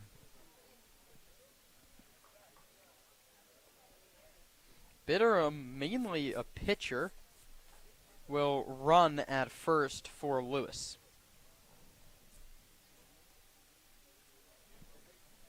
Gave a chance for Gage McCown to have a quick word with Laginto to settle him down after 2 of the 3 batters he's faced here in the 9th have been walks. Ground ball can end it. Johnson today, a strikeout, a double, a strikeout. He grounded into a fielder's choice. 8 hits, including 4 extra base hits against Sonoma so far this season. Middle infield plays for 2. The pitch to Johnson below the knees, 1-0. Merchants need a whole lot to get back in this ballgame. Let's go Stompers. Chance continue to rain down. An energetic crowd here in the 9th trying to urge Laginto to a couple of strikes, and he gets one there. Kai Loxa on deck if Johnson can avoid a double play.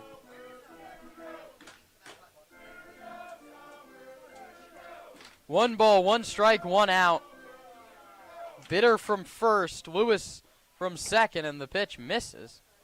One went inside. Landry from second, beg your pardon. Laginto finds himself behind in the count once more. Johnson, left-handed hitter. Extends the arms out and waits for the pitch. Off the corner, 3-1. A little bit of restlessness now at Arnold. One more wide one loads him up. They'd still need another run after that.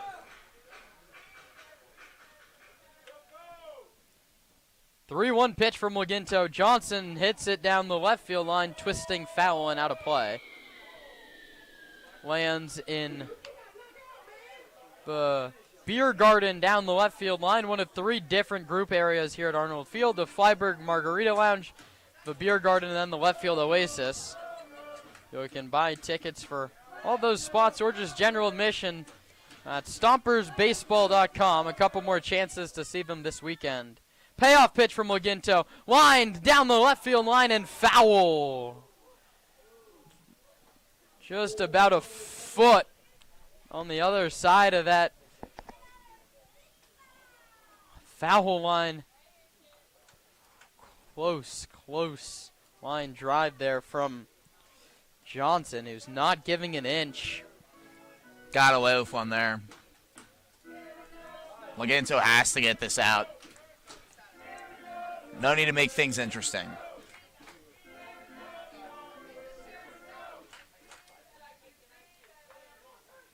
Payoff pitch again from Laginto. Bounced foul. Trey Johnson working a really, really nice count.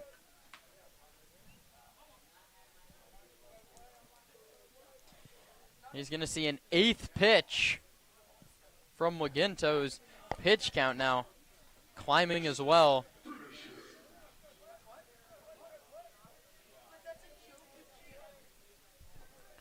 He's thrown 40 pitches, ready to deliver a 41st. Runners hold. Johnson takes. Low ball 4. The bases are loaded on 3 straight walks, and that prompts some action in the Stomper pen. The tying run is now in the on-deck circle, and Mike Nunez is going to come to the mound. Mastered the art of a slow walk. A whole lot has to happen for the Merchants. The Stompers still in prime position to come away with the win. Bases are loaded with 1 out. Kai Luxa is a right-handed hitter. He's coming up for the 5th time today. He's grounded out to the shortstop in the 1st, singled in the 3rd, grounded out to the 3rd baseman in the 5th and the 7th.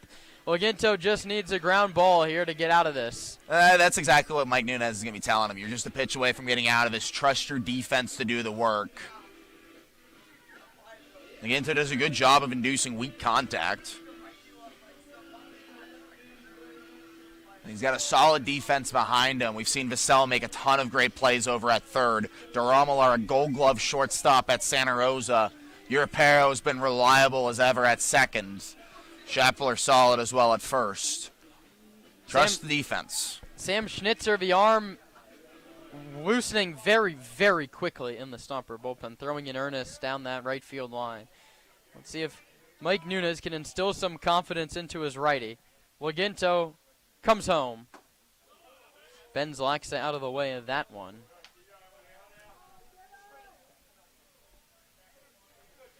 Bases loaded, 1 out. Stompers lead it 9-4.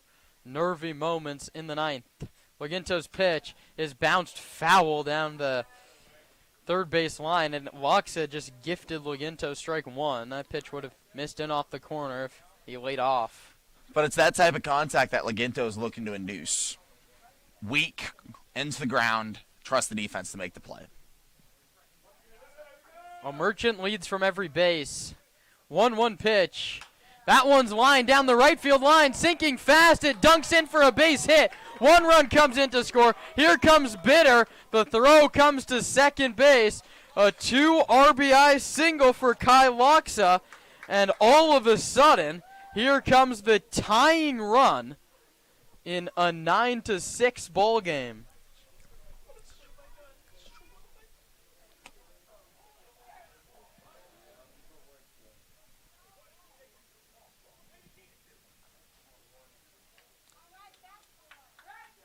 Now Zach Pace out of a dugout. On that single by Loxa. He picks up RBI 11 and 12. And Evan Sandoval is going to come out of the bullpen for Sonoma. And we've got a good one here at Arnold Field. 9-6 your score. 2 on, 1 out in the ninth.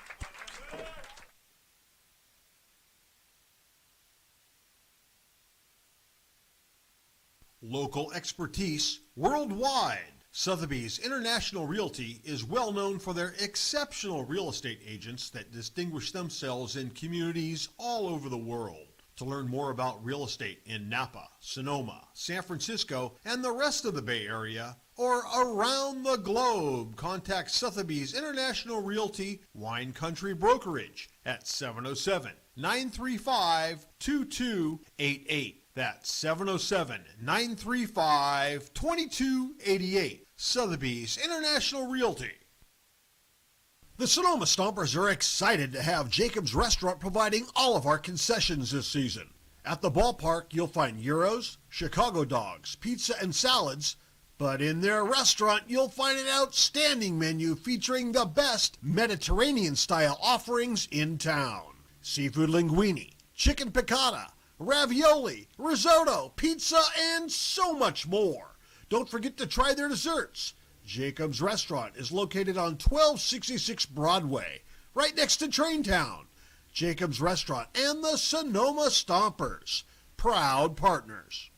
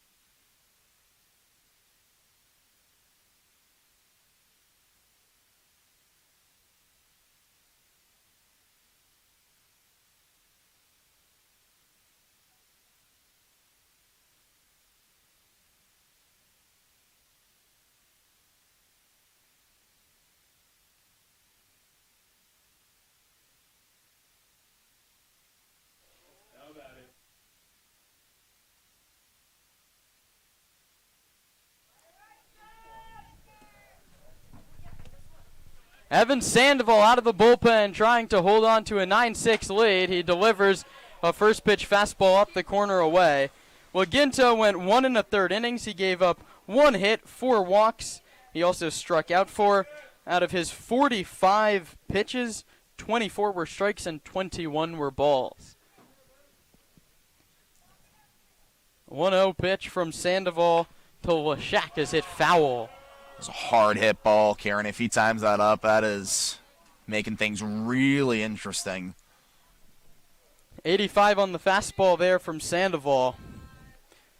In this ninth, walk, strikeout, walk, single. And the single belongs to Loxa at first base.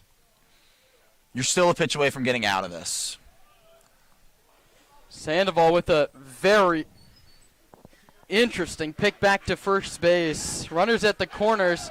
Stompers have already struggled with the pickoff today. 1-1 misses low, 2-1. Lashak looking for a signature moment in his Merchants debut. He has 3 ground balls and a strikeout.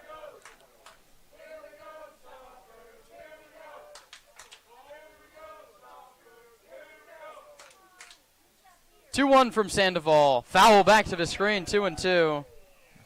It's good from Sandoval, getting to a 2-strike count. Legento didn't really do that a ton in this inning. And the 3 walks and the hit that he gave up. 2 balls and 2 strikes.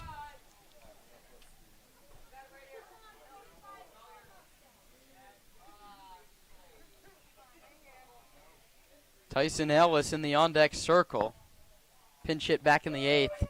For Sandoval's 2-2 home. Pop foul back to the screen again. Right on at 87. He extended out of the zone. A nice job by Lashak to stay alive.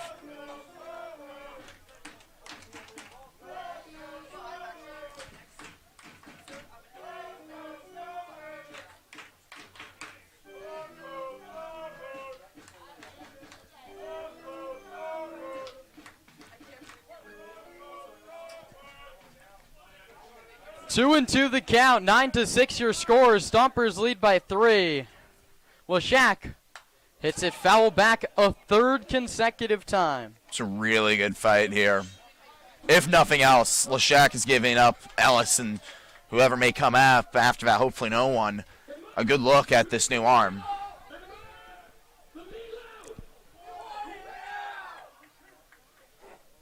He'll see now a 7th pitch. Runner at first is Loxa. The runner at third is Johnson. Sandoval delivers a 2-2. Struck him out looking. Slider paints the block of the outside edge. 11th strikeout by Stomper pitching. That one the biggest one. Evan Sandoval gets Cole Lashak, and now Tyson Ellis, a left-handed hitter, represents the tying run. Runners at the corners, 2 outs in the 9th. Stompers holding a 9-6 lead. Sandoval delivers. Ellis late on a fastball. It's 0-1. You love that out of Sandoval, coming out of a bullpen in a high-pressure situation.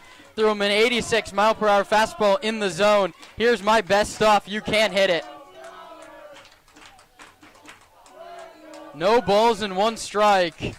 Sandoval sets above the belt and fires home. At the knees, 0-2. He's given him 2 straight fastballs. That could either set up the breaking ball or you can stick with what works.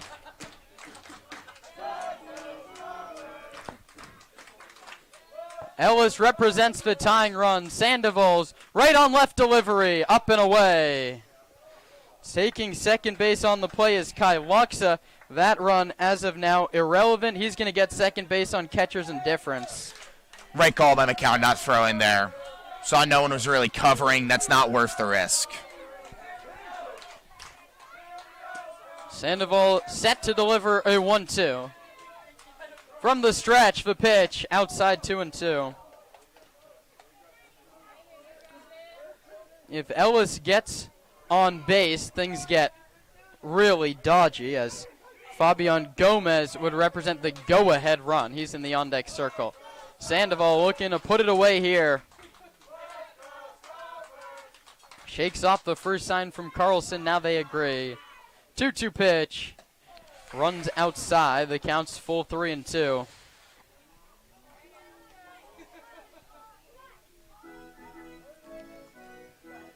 Just 1 hit in the inning for the Merchants. 3 walks.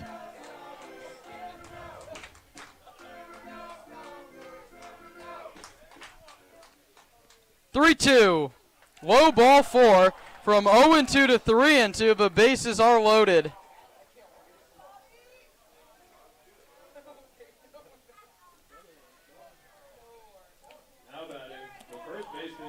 A ball in the gap deep enough could tie this ball game. A ball over the wall would give the Merchants a lead.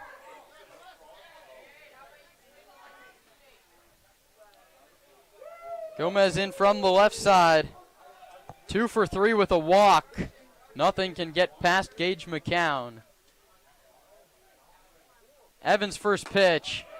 Called strike on the outer edge. It's been given all night by the home plate umpire, Dylan Brewster.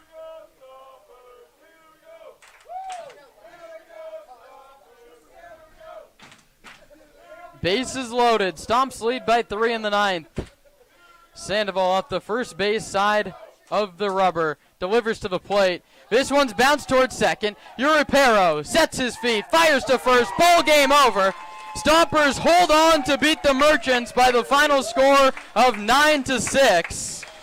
Evan Sandoval comes out of the bullpen to get the save. Laginto, the first man out there to greet him. Sonoma gets the job done.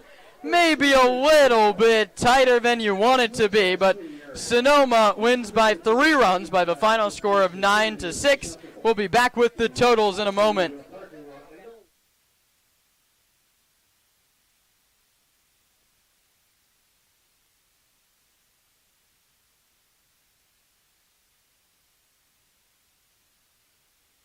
The Sonoma Stompers are grateful to have Bank of Marin as a returning sponsor. Bank of Marin's philosophy is banking built on trust and relationships. Bank of Marin's creative and customized solutions safely and confidently support your growth and success now and into the future.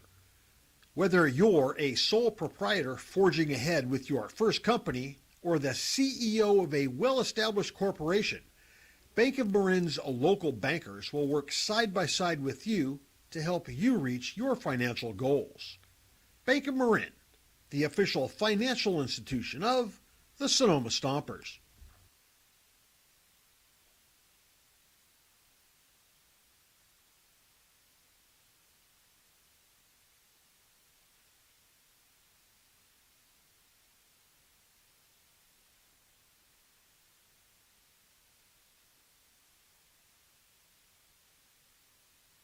Another game is in the books. To break things down, let's go back to Kieran and Nate with the Stompers post-game show.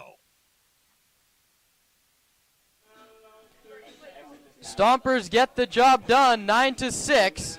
The Merchants, a valiant effort. They put up 2 runs in the top of the 9th and then loaded the bases to bring the go-ahead run to the plate, but Evan Sandoval induces a weak ground ball to close it out. Nate, offensively, Sonoma was great today. 3 home runs. Yeah, it feels like something is starting to click with this offense.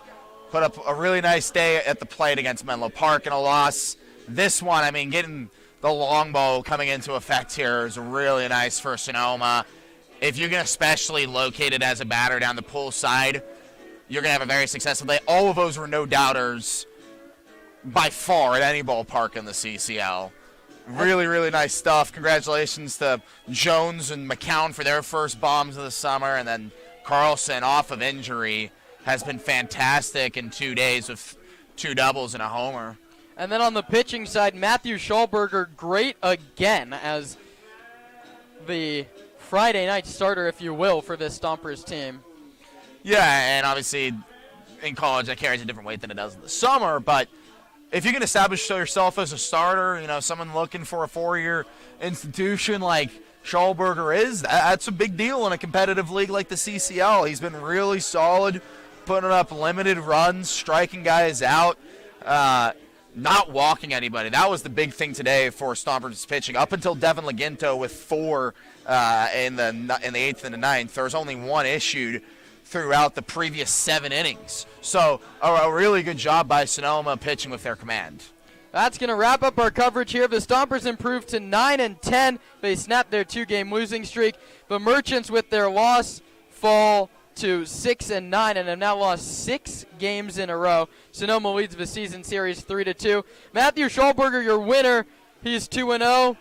Peyton Robideau, the loser, he's 0-1. Evan Sandoval gets the save out of the bullpen. 9-10-1 beats 6-9-1.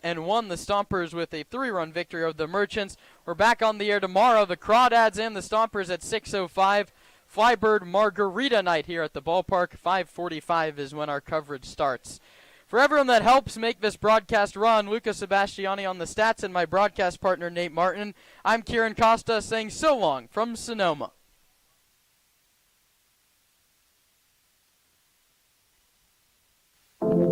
Thanks for sharing your evening with us here on the Stompers Broadcast Network. For schedule info and game tickets, go to stompersbaseball.com or catch collegiate baseball at its best right here on your culture and always.